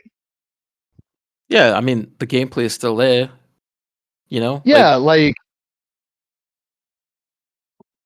I just wish that things existed such that we could get like, because I've been playing GKO Power Pro baseball on the Steam Deck because Switch emulation's still a thing apparently, and I just playing that game makes me just sit there and go, fuck. I wish Konami could have done a sequel to GKO Power Pro Wrestling. Yeah. Like, don't go into the full like 3D with like the big 3D models and the close-in camera angle because GKO Power Pro Yaku has not really changed that much graphically over 32 years. It just looks like an updated version. So like in my brain, I can picture what that game would look like if it was still around now. And also, if we would have got a sequel, would have had fucking Metal Gear characters in it. So, goddamn. But like, I wish circumstances still existed where we could get more wrestling games. Because I think even if they weren't games that sold 500,000 copies, like Fight Forever, it's still important to have a stream of those coming out. I understand wrestling is popular in the sense of like the WWE bubble. There's a whole lot more of us that don't like that shit that would buy wrestling games. I'm not saying it's an equivalent number to like the 4 million or whatever that bought 2K25. But at the end of the day, if your budget's not gigantic and your sales expectations are realistic, if you sell 200,000 copies, that's a good thing. And yeah, the hardcore wrestling fans and Fire Pro World fucking proved this. The diehard wrestling fans are willing to try something that doesn't look like the fucking big budget games if they hear it's good.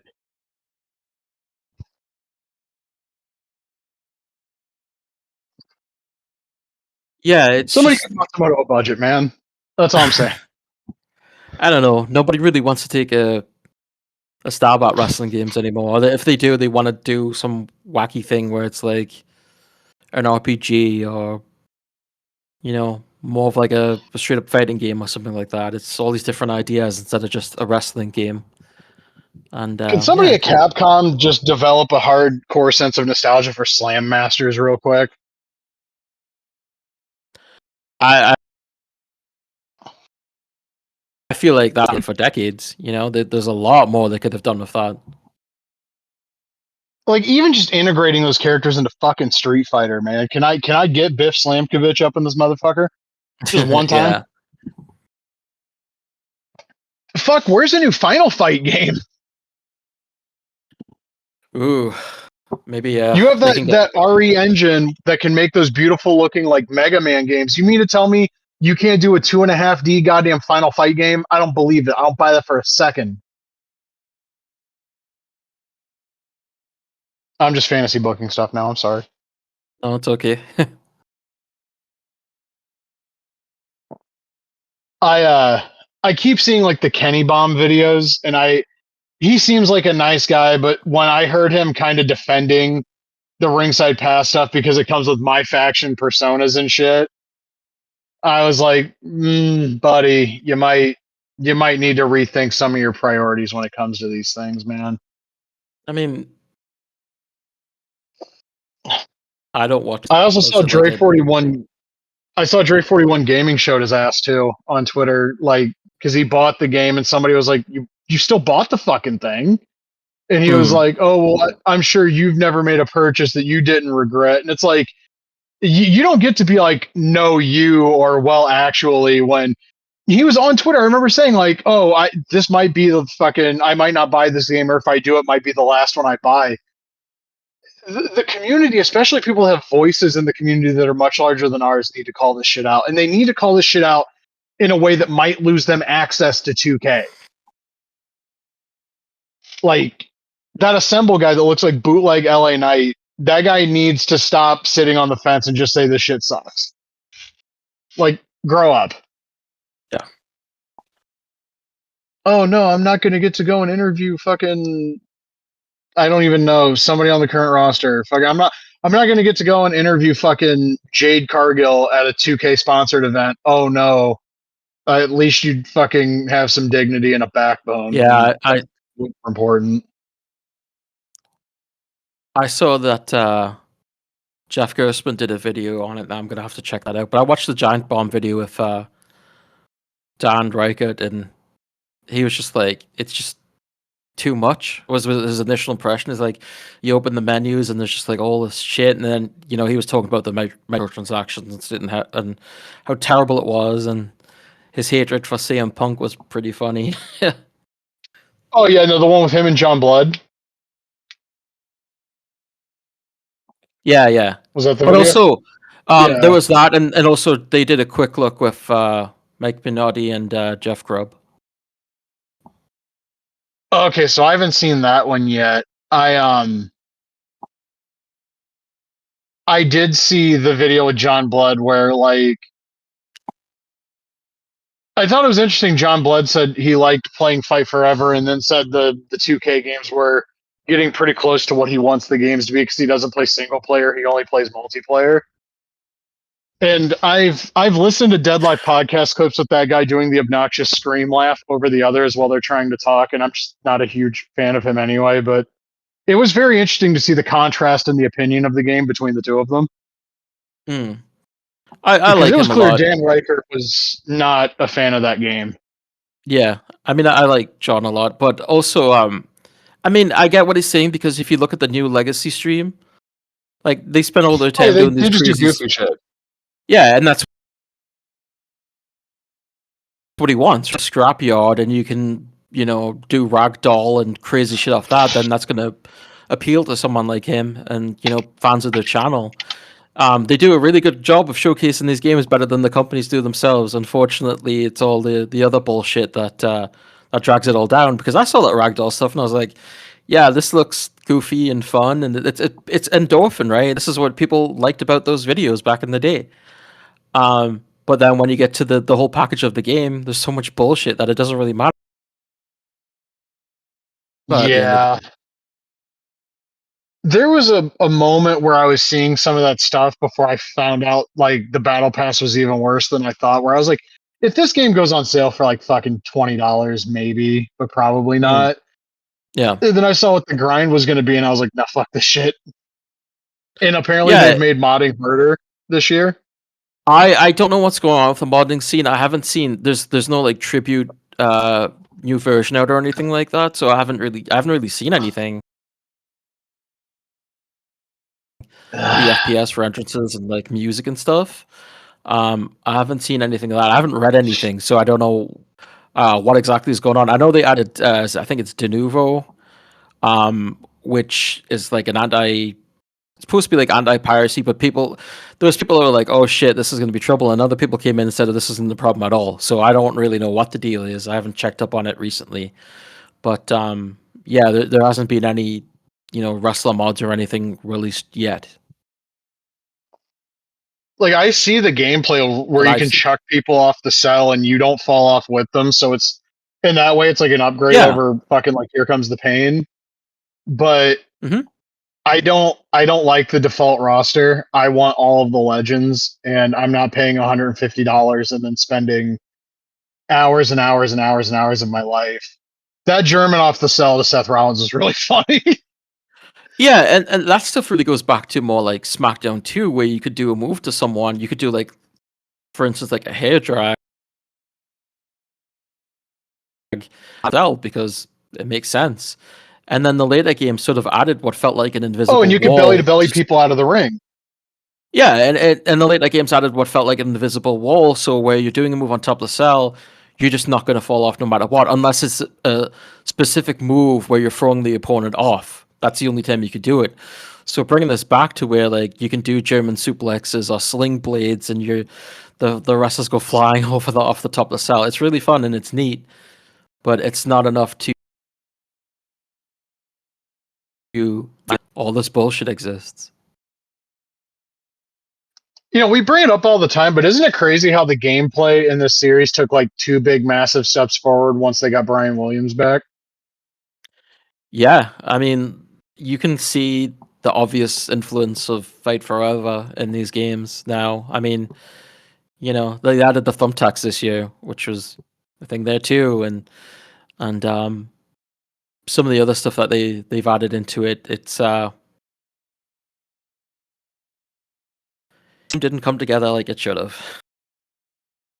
Yeah, well, Nick Sobick's not there anymore, so Yeah, but Maybe, I don't know. maybe someday. Maybe. There's been like no movement on it as far as I'm aware. Also, just That also I'll like doesn't occasionally check surprise in. me.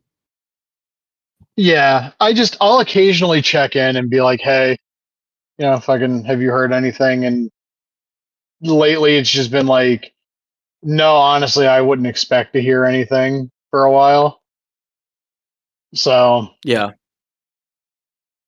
it is what it is. I think also I probably would be more apt to buy this game if I just in general gave a shit about WWE, and I just don't. I did hear they did like a heavy heat angle with Randy Orton and Cody Rhodes on SmackDown, and everything I know about what I give a shit about in wrestling tells me I should want to see that match, and I don't. Well, the first thing I saw on Twitter after that was like, "Oh, yeah, he does that." Aura cinematic, and I'm just like, "Oh, shut the fuck up. I don't care." I've made my opinion of Randy Orton as a wrestler very well known on this show. I'm a big fan, always have been. I like Cody Rhodes a lot as a wrestler also. I just don't give a fuck about spending $30 for ESPN to watch WrestleMania in general, but much less that one. That card Oh, sound like doo doo. I I mean, to be honest, even if the card was good, I don't think I'd want to watch it. Like, I have no desire to watch any WWE program at all these days. Every time I see a little bit, I'm just like, this looks like trash. I hate the way the presentation is. Like, I just don't like anything about it. I don't want to watch a show and wait 20 minutes between matches while they advertise Slim Jims and all these bullshit products. And I just, I can't stand it. Like, I never thought because like I grew up with it, and it's like even if there's times when I don't watch it, I always go back to it in some form. But right now, I just like I don't want to watch it at all.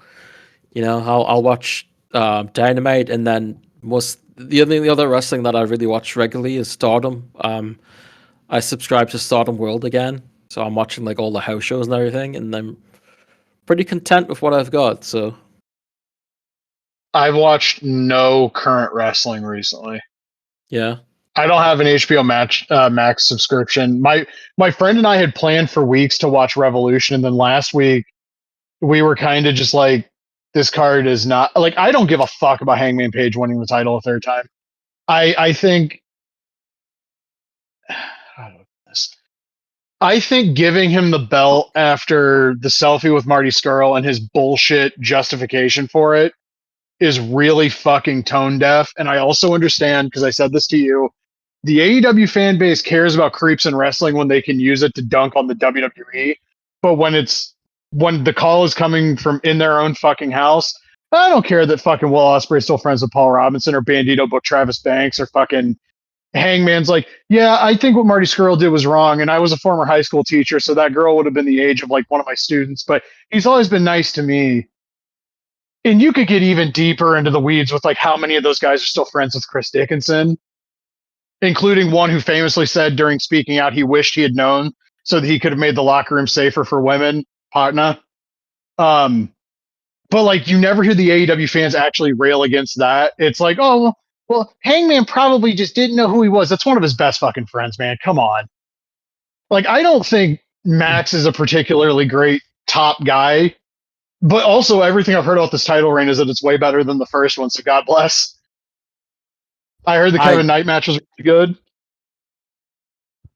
I'm honestly I just, checked out in a lot of AEW. I don't know. It's just like not working for me. I still, like I said, I still watch Dynamite, but a lot of it just doesn't work for me. Yeah, it's mostly just Stardom for me. and it also just feels like somebody needs to grab Tony and be like, you don't need to sign everybody that hits fucking free agency. Yeah, like Like the inspiration. them. Listen, I'm a huge fan of his dad. His dad's one of my favorite wrestlers ever. I don't see why David Finlay needed to show up. I get why they signed Clark Connors. People used to really like Gabe Kidd. I don't see a whole lot of praise for him anymore. But like, cool, you've got another Bullet Club splinter group that are just going to be like a mid card trio because nobody ever gets over a certain level in that company. Mm. And I saw Loss from Pro Wrestling Only made a point that WWE caters more to the hardcore fans and AEW caters more to the casual fans because AEW doesn't book like sprawling, long running storylines where you actually have to pay attention to a bunch of shit. You can go a couple of months without watching AEW, turn on the show, and it's like you're immediately caught up. There's not a lot of crumbs you got to pick up to fucking jump back in. Yeah. Whereas with WWE, you take like 3 months off, and there's a whole bunch of context you don't have for bullshit that's going on, and none of it's good. It's not worth picking up those crumbs to fucking figure out what's going on. But like, I looked at the card and I was like, Swerve in Brody King is probably going to be pretty cool. And Bandito and Andrade, despite the fact I think Bandito has a really stupid finish, he's a pretty good wrestler. Just the company he keeps, I'm not a big fan of. That'll probably be a pretty cool match. But I was like, do I really want to spend $24 to get HBO Max back so I can watch in Dolby Vision? And then another $40 for the pay-per-view? Or would I rather just watch fucking Living Dangerously 2000? And my friend Chief and I were both like, yeah, you know what? We'll just watch fucking Living Dangerously, which features Steve Corino talking a whole bunch of crazy shit to the Sandman's wife and then having like an all-time match with Dusty Rhodes. And also Mike Awesome interrupting a Kid Cash Simon Diamond match to tell them, I've got a choice for you to make, and I'm going to make it real fucking simple. And Don Callis just immediately goes, oh, dear. Oh, my God. ECW was so good, man. I know people like to shit on 2000 ECW. That's my favorite year. The in-ring stuff is really, really fucking good. Everybody in that company, and I do mean everybody, busted their ass in a way that most rosters historically just didn't do. Yeah. And you could talk about like, well, they lost all their stars. Yeah, but they also fucking replaced them. Like, yeah, they didn't have Taz anymore. That's why they shoved Mike Awesome as hard as they did. And then Rhino, like, right behind Mike Awesome, because somebody might have figured out that Mike wasn't going to stick around because he wasn't fucking getting paid. And like, yeah, they don't have the Dudleys anymore. That's why they shoved the Impact players. And then they're without a heel world champion. So I don't think Just Incredible should have been the world champion, but they tried really fucking hard with him. And, you know, Van Dam wasn't going to stick around because they owed him a bunch of fucking money. So he's around for like 6 months. And that's when they pushed Jerry Lynn. And then they pay off all the shit with Steve Corino towards the end of the year. Like, they had a roster that was fucking like bubbling. And then Heyman let the company die because he wanted to go work for Vince. Patreon.com/Between the Sheets. Fucking listen to those ECW on CNN episodes. Yeah, I'm going to plug Between the Sheets real quick. Listen to the Patreon shows for ECW on TNN and the demise of ECW. And you realize about halfway through the first 6-hour podcast that everything the rise and fall of ECW tells you is complete fucking bullshit. Paul Heyman did not want that company to succeed. Yeah. He did not fuck that was a bunch of people's livelihoods and a bunch of wrestling fans cared a lot about that company. He let it die. There were offers from like former WCW executives to buy the company where he would have still had he would have still been the booker. He just wouldn't run the day-to-day shit anymore. And he was like, no. When Awesome jumped and he had the invasion angle pitched to him, Bix and Zellner make the point. He could have asked WCW for basically any fucking number on a blank check and he could have gotten it. He could have said, you guys, I really need $10 million, and ECW would have been around for like 2 or 3 more years. Dude, he already had his WWF New York cap at that point, so. Yeah, like, everybody like fucking lionizes Paul Heyman. They should fucking vilify him. That guy sucks. Oh yeah, definitely. Fuck him, man. I love ECW though. Like really, without me getting Hardcore Revolution stumbling onto the fucking TNN show, I never get Fire Pro because I wouldn't have been a wrestling fan anymore. This podcast does not happen without fucking ECW Hardcore Revolution. Think about that for a second. Because I discovered that stuff really, like, I discovered that stuff after I come back into the fold because Cactus Jack came back in the WWF. Think about this. They retire Cactus Jack 3 weeks after I start watching again. You really think I was going to fucking stick around when like the whole reason I started watching again wasn't going to be around anymore? No, I had ECW to fucking basically keep me like engaged with pro wrestling. And if I didn't have it, I don't know what the fuck I would be into now, man. I'm scared to think about it. I'd probably be like a music reviewer on YouTube or some shit. No, you know what I would have been? I would have been one of those lapsed fuckers that got back in after the pipe bomb. Oh, Lord. Yeah, or I would have been one of those fuckers that got back in. Oh, God, go on. I didn't mean to cut you off. No, it's we're on a big delay this week as opposed to regularly when there's really no delay. Yeah, I can't imagine what I would be doing if I wasn't still a wrestling fan. You know, it's taken up so much of my life since I was like 3 years old or something. You know, if I checked out at any point for good from all of it, that's hard thing to. Yeah, it's so weird to look back, like how different shit would be if I never got that fucking ECW game. And honestly, part of what started to pull me back in was the San Francisco Toymakers Sabu figure. My mom got it for me from it became Wrestling Superstore, but it was Figures Inc. Because I wasn't really watching anything at that point, but we were still getting the catalogs, and I was like, "Hey, Mom, can I get this Sabu?" And Mom was like, "Yeah, hey, he's $15. We'll get him." And that Sabu figure did 0 jobs in my figure fed. He fucking he beat everybody, bro. Like Austin Rock.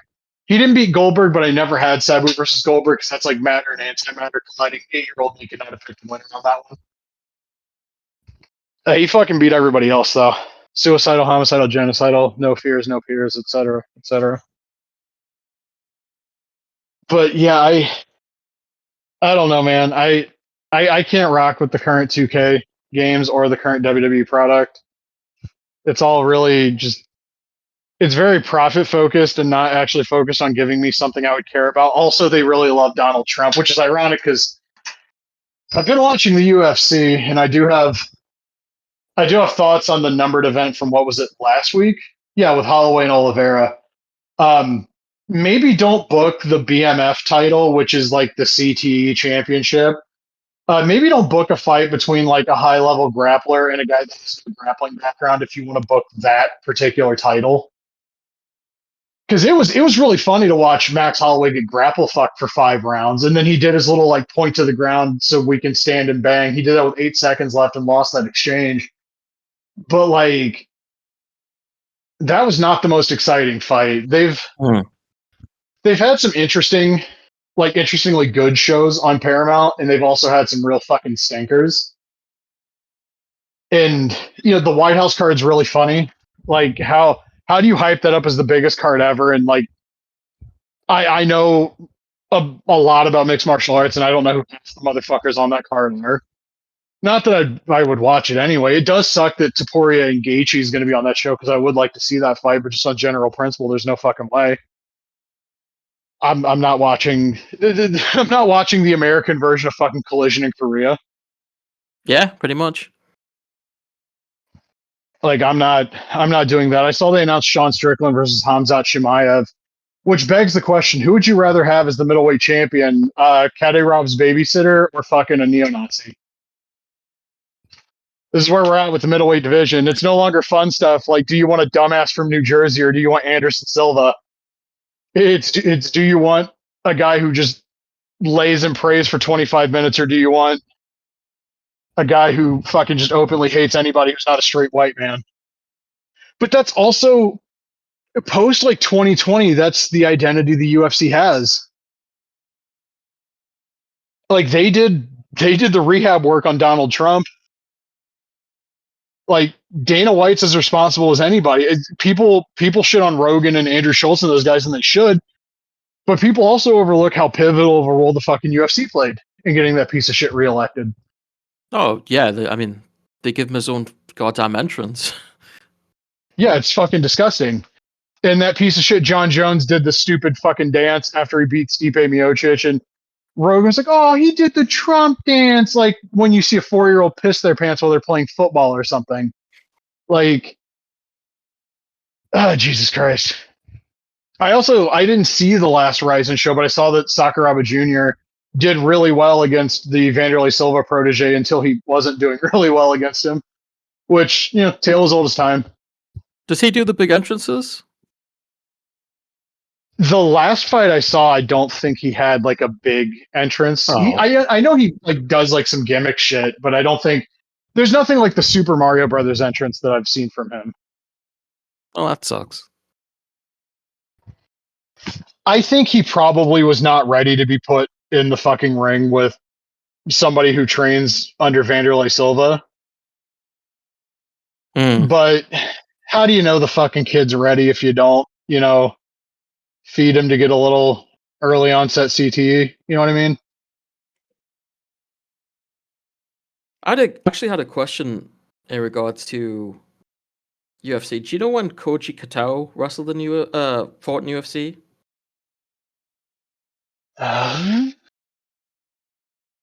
Was it one of the early like SEG era shows?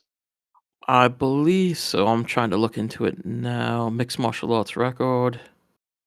UFC I know he's on 9. Pride 1. Yeah, UFC 9 lost to Mark Hall by TKO Dr. Stoppage. May 17th, 1996. Is that the one in Detroit? Yeah, 40 seconds of the first round. I was thinking about this randomly last night. Maybe it's because I've been playing virtual. Koji Kitao is like the first person to, have a match in WWF and wrestle and fight in the UFC as well. Right? He's got to be. He beats out Tony Holm by like a year. Yeah. Or else it would probably be him, because Shamrock doesn't wrestle in the Fed until 97. That's well after this. Yep. Dan Severn doesn't wrestle in the WWF until 98, which is well after this.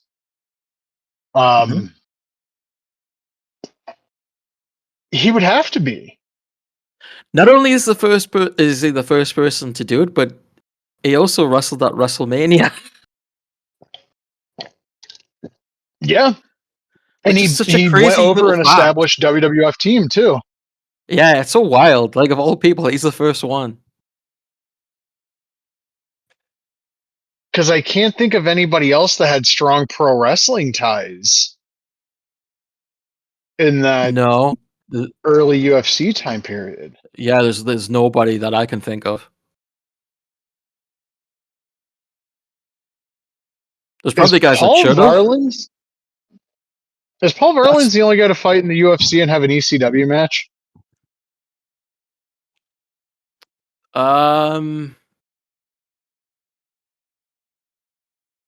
Because Severn and Shamrock never work ECW.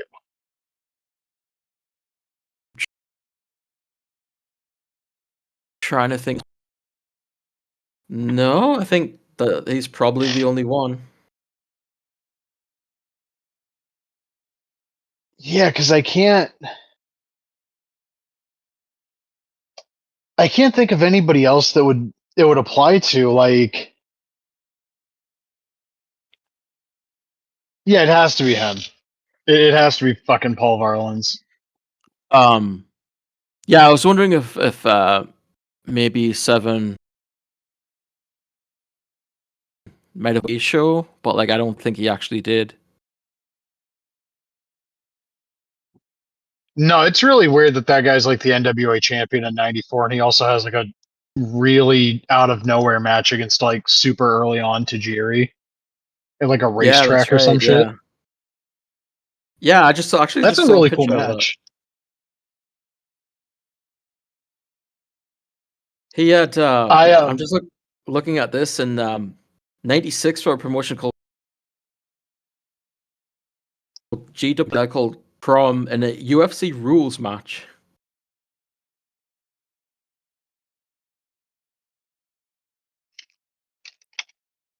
which I Well, guess would just be MMA.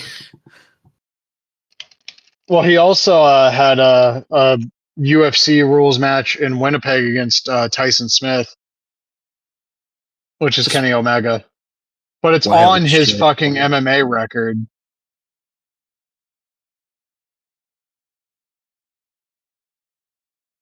Yeah, like some of these old results, and they're just some crazy shit. Like 94, he's in a 10-man battle royal with Jim Neidhart, Al Snow, Hercules, Ivan Koloff, some other guys, and Tommy Dreamer. So that's probably the closest he got ECW around that time.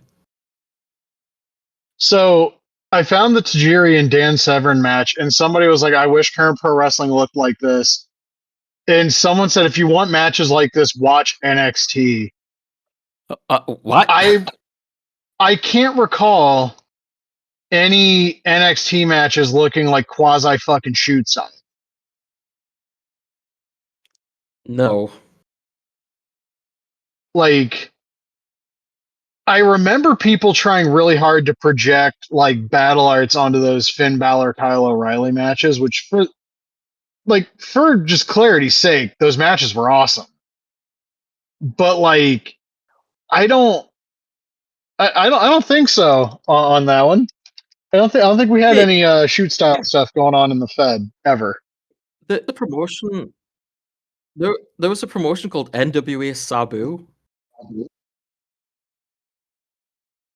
What? Yeah, on cage matches, it's National Wrestling Alliance Sabu, and the main event is Sabu against Rob Van Dam for the NWA Independent World Title, no disqualification. Then there's also Dan Severn against Johnny Johnson in wrestler versus boxer match, and a singles match between Damien 66.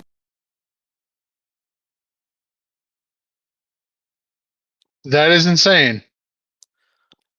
There's also this. Shout. Go on. Cal International Aftershock, Double DQ, Dan Severn versus Road Warrior Hawk. God. I want to see this. Yeah, I kind of need to know what that looks like, actually. What? Oh, also the what is WCW page posted a Scott Steiner Steve Austin match that I know it's not like a super duper rare thing because it's it's from Saturday night, but I have never seen this. I might have to check that out. Also, GWA Bob Emmendorf defeats Tubby Tanaka, which was apparently Dan Severn. Jesus Christ. Well, the mid-90s indie scene is so wild. Like, around the time of Sabu's passing, the match with him and Osamu Nishimura from Lima, Ohio finally surfaced, and yeah, I'd wanted to see that match for fucking forever. And it's so crazy that match happened like 45 minutes away from my house, and it was like right after that Bobby Fulton show we went to in 94. And oh boy, do I wish somebody would have got me there for that one. yeah.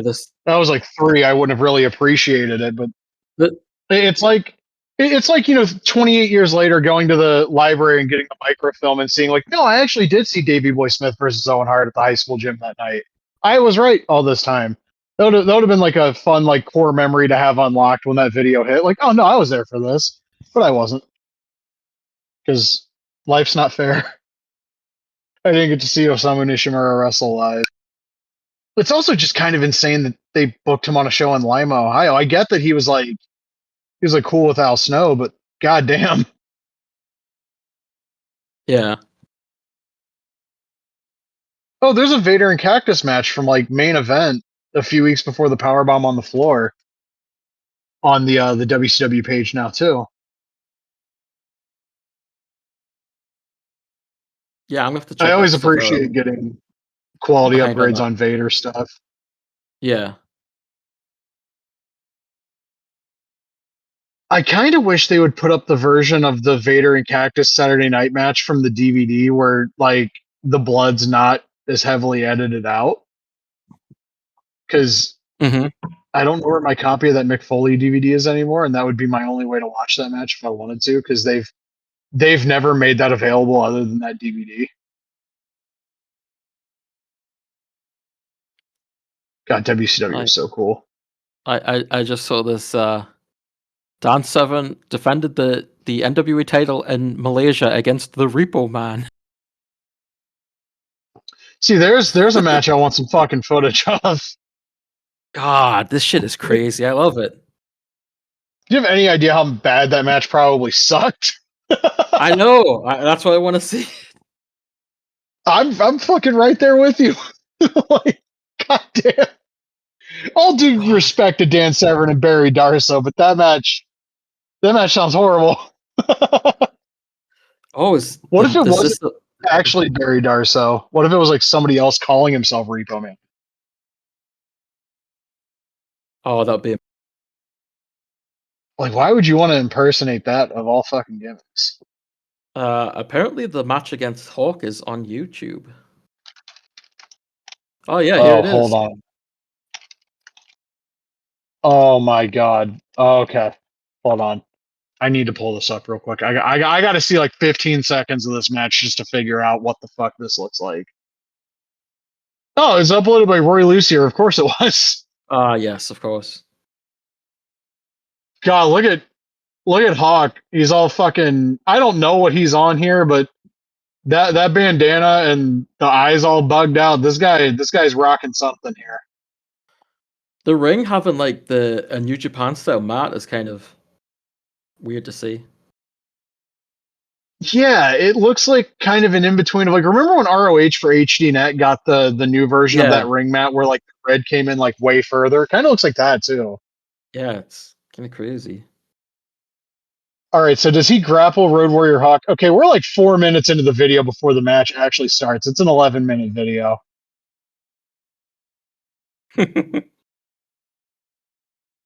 Oh yeah, this basically, so immediately we go into a full Nelson. I'm just going to commentate the fucking match. I don't care. Another lockup, Severn with a go behind. Let me guess. Waistlock takedown? Is he going to... Keeps... Oh no, they're doing the thing where Hawk breaks the grip. This match is going to be 7 minutes of this bullshit before a shitty finish, isn't it? Oh, single leg. All right. Absolutely. All right, I think I've seen enough for right now. I'll watch this match later. Holy shit, man. What a revelation here on whatever episode of Critical this is, that there's a Dan Severn Road Warrior Hawk match. And it's on tape.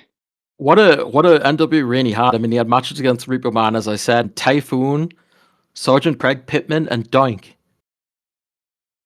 Does the Typhoon match exist on tape?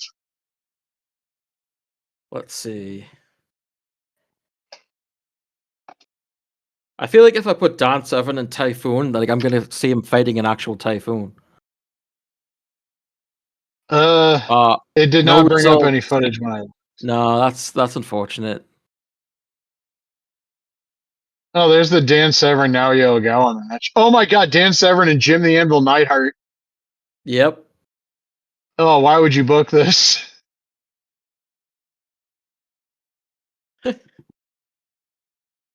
It's a shame he's a MAGA goofball, but not surprising. Yeah.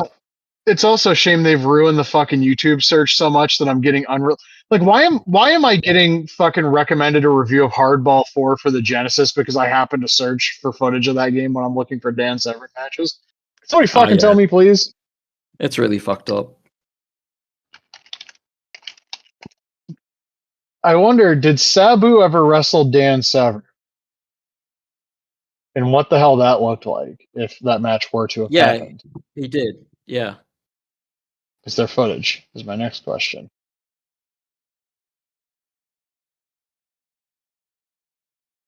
I don't see the match anyway. God damn it. See, that's what's wrong with the world in large part, is we don't have footage of really stupid independent wrestling matches that I wish we had footage of. There's a a very neat picture of the titles. Well, Sabu has the IWGP Junior Heavyweight title and some other title which I don't recognize. Oh, also, for those that don't want to give Rob Feinstein your money, the ECW Arena show from the week of WrestleMania 2024, where they booked Masato Tanaka versus Rhino, that show's actually just available on the Title Match YouTube page, which Oh, I'm okay. sure Rob Feinstein will see some sort of ad revenue from. But if you're like me, and 26 years ago, you saw Rhino and Masato Tanaka on ECW on TNN at the same time, and you were like, you know, it'd be really cool is if these two guys had a fucking wrestling match. Uh, it's on there. It's probably not nearly as good as what it would have been if it happened in the year of our Lord 2000. Um, but at this point, I've learned to just kind of accept and be happy with getting whatever I can get at this point. Yeah. Because, like, you know what would have been the ideal thing is if one of the ECW reunion fucking gimmicks in '05 could have booked that match. Like, if Shane Douglas could have got Tanaka on the horn when Rhino was free from the Fed, and we could have got that on one of those hardcore homecoming shows. Yeah, that'd been cool. Yeah, that whole summer of like just ECW nostalgia hitting was something. It's a shame Listen those to hardcore this homecoming shows kind of sucked. All right, from HWA. Horace Hogan versus Nigel McGuinness. that's what the fuck I'm talking about. God damn. See, that's the kind of dumb bullshit I'm talking about here. Oh my god, that match is from 2002. Yep. Oh, and you want an added bonus? It's taped in the original OVW building. There's Lance Storm against Christopher Daniels from Stampede in 2001.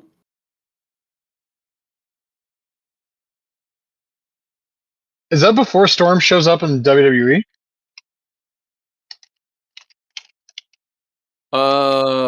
January, February, March, April, May, June 22nd. So that's like right around the time he would have popped up, right?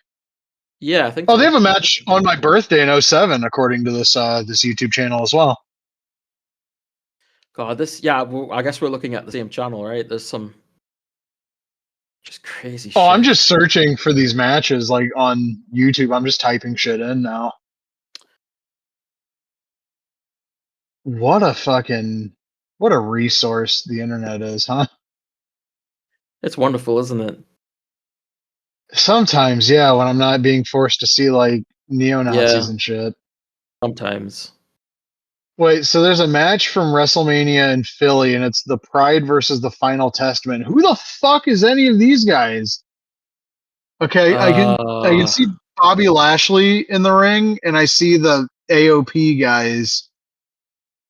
I think that's like Those are, AOP and against like Bobby Lashley and the Street Profits, I think. Jesus Christ. Yeah. Oh, for anyone wondering, the Bryan Danielson Lance Storm match is now uploaded by itself on the ROH YouTube channel. Okay. It's Hey, a Rick Dozan in Hawaii with 2 women. oh yeah, that's like from one of the All Japan Classics. Yeah. Fucking what were they called? Like the Showa era classics or whatever they did a few years ago. Hmm. Man, I kind of just want to look for like mid '90s indie bullshit now. Yeah, there's some wild shit.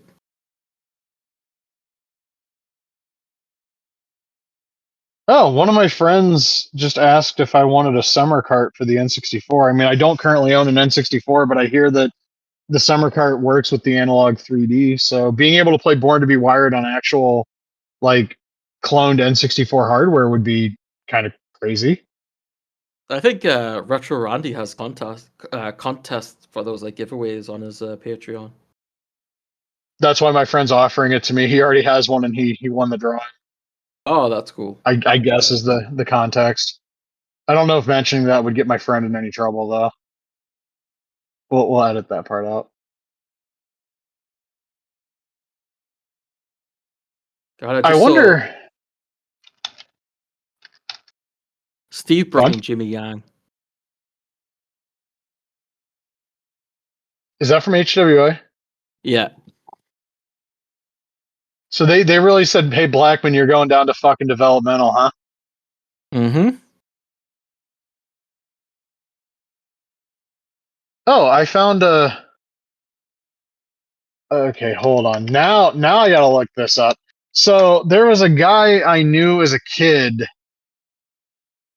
who his dad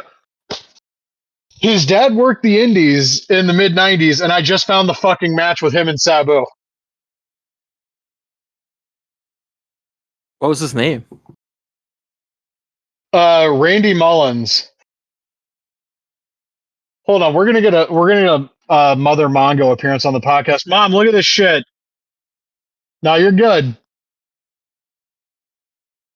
So, like, you remember that kid Lance that looked like he was like a third generation inbred or whatever the fuck that I went to school with, and his dad was obviously on steroids and shit. Here's footage of him wrestling fucking Sabu at the Al Snow Gym in Lima in 1994, I guess. Where is this fucker? Why is this video 5 minutes long and this little roided up bastard? Oh, look at him. Look at how fucking short and roided up he is. Yeah, like father, like son. Oh my god, man, that's what a what a fucking revelation this is. Oh god, did I mention his kid's name on the? It's fine, nobody knows. It'll be okay.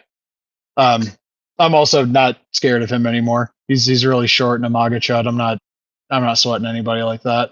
This is so weird though. I saw there was like I searched Sabu NWA body slammers, and then it turns out there's like footage. This video is like fucking 5 minutes long, and the match doesn't start till like 4 minutes in. And somebody has jumped Sabu, so I'm assuming this is how Sabu gets to the finals against Al Snow. That's Al Snow? That's Al Snow. That whole channel's got a lot of Sabu stuff. There's Sabu against. There's what now? Sabu against Hakushi. I want to see that. Yep. I'm geeked out, bro. Finally, I saw this shit listed on a comp of Sabu matches like 15 years ago, and I remember I was friends with somebody that was friends with this guy's kid, and I was like, "Listen, if I can get a copy of this match, I'll copy it for you." And it's on YouTube now. Oh god, there's a Sabu and Crowbar cage match.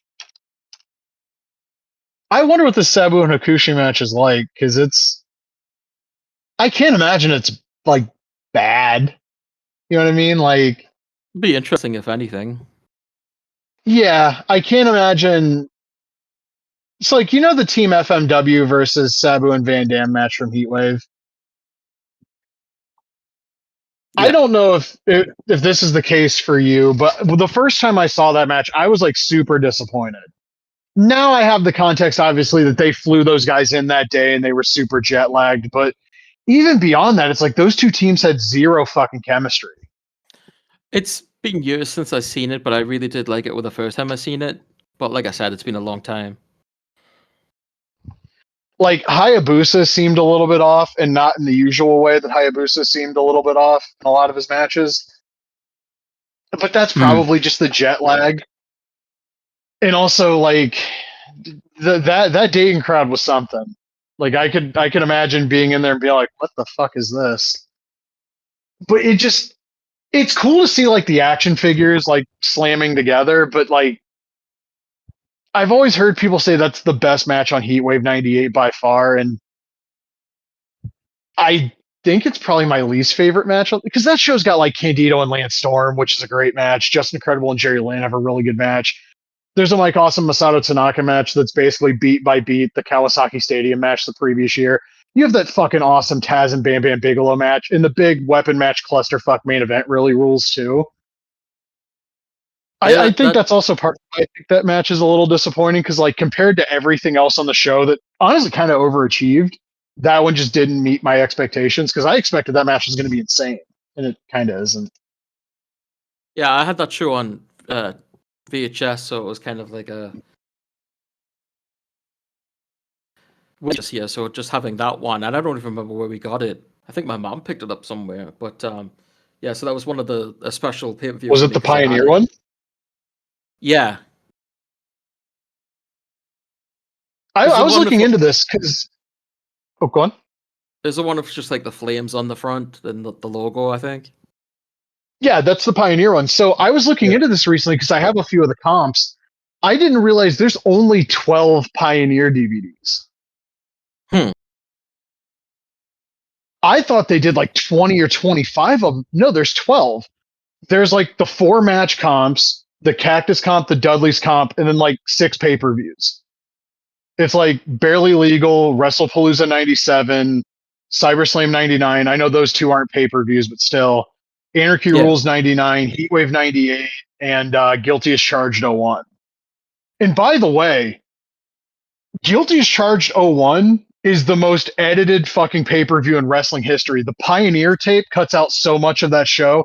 The network version cuts out even more of the show to the point that like the hybrid edit of that show that I have has basically an equivalent amount of footage from the VHS to what was on the network. Jesus.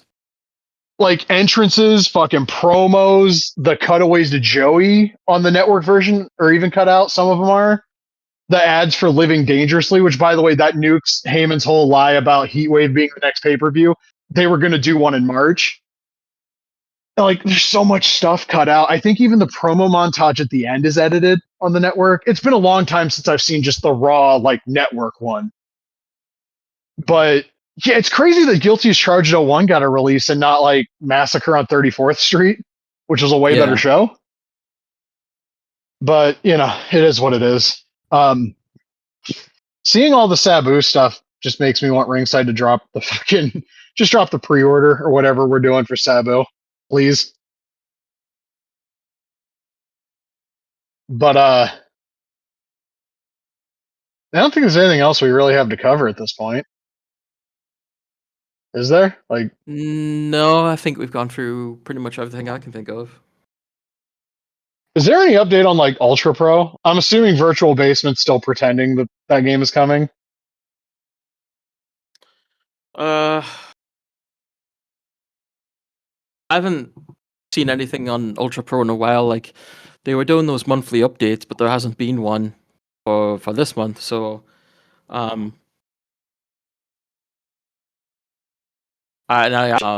Discord. I can take a quick look at it here, but I think it's just people talking back and forth. There's been people like posting stuff from Born to Be Wired and being like, you should incorporate this and stuff like that, I guess.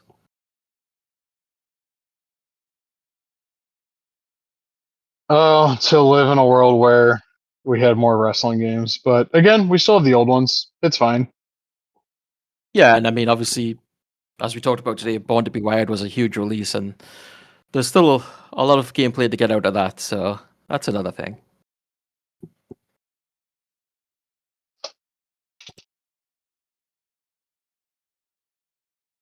Oh, somebody sent me a picture of something, and I thought there was another independent figure line on the horizon, but it's like somebody's custom. That's okay. It's not worth mentioning that. I thought somebody was getting silly mode, and basically my friend just sent me a picture of a Chris Benoit custom that I thought was like an actual production thing. Yeah. And I was like, who the fuck? Who the fuck is doing this? And why? I'm still shocked Mitch hasn't tried it yet. Well, there's always a chance, I guess. Somebody put the bug in Mitch's ear that the streets want Benoit figures. I just want to see something really funny happen. But yeah, that'll do us for this time. I don't know what the hell we're going to talk about the next time we're able to record, which will probably be 2 weeks from now. Yeah, because I work next Sunday. Yeah, But we'll figure something out. I will probably still be binge watching ECW at that time because it's the only wrestling left that makes me feel anything. I guess. I don't know.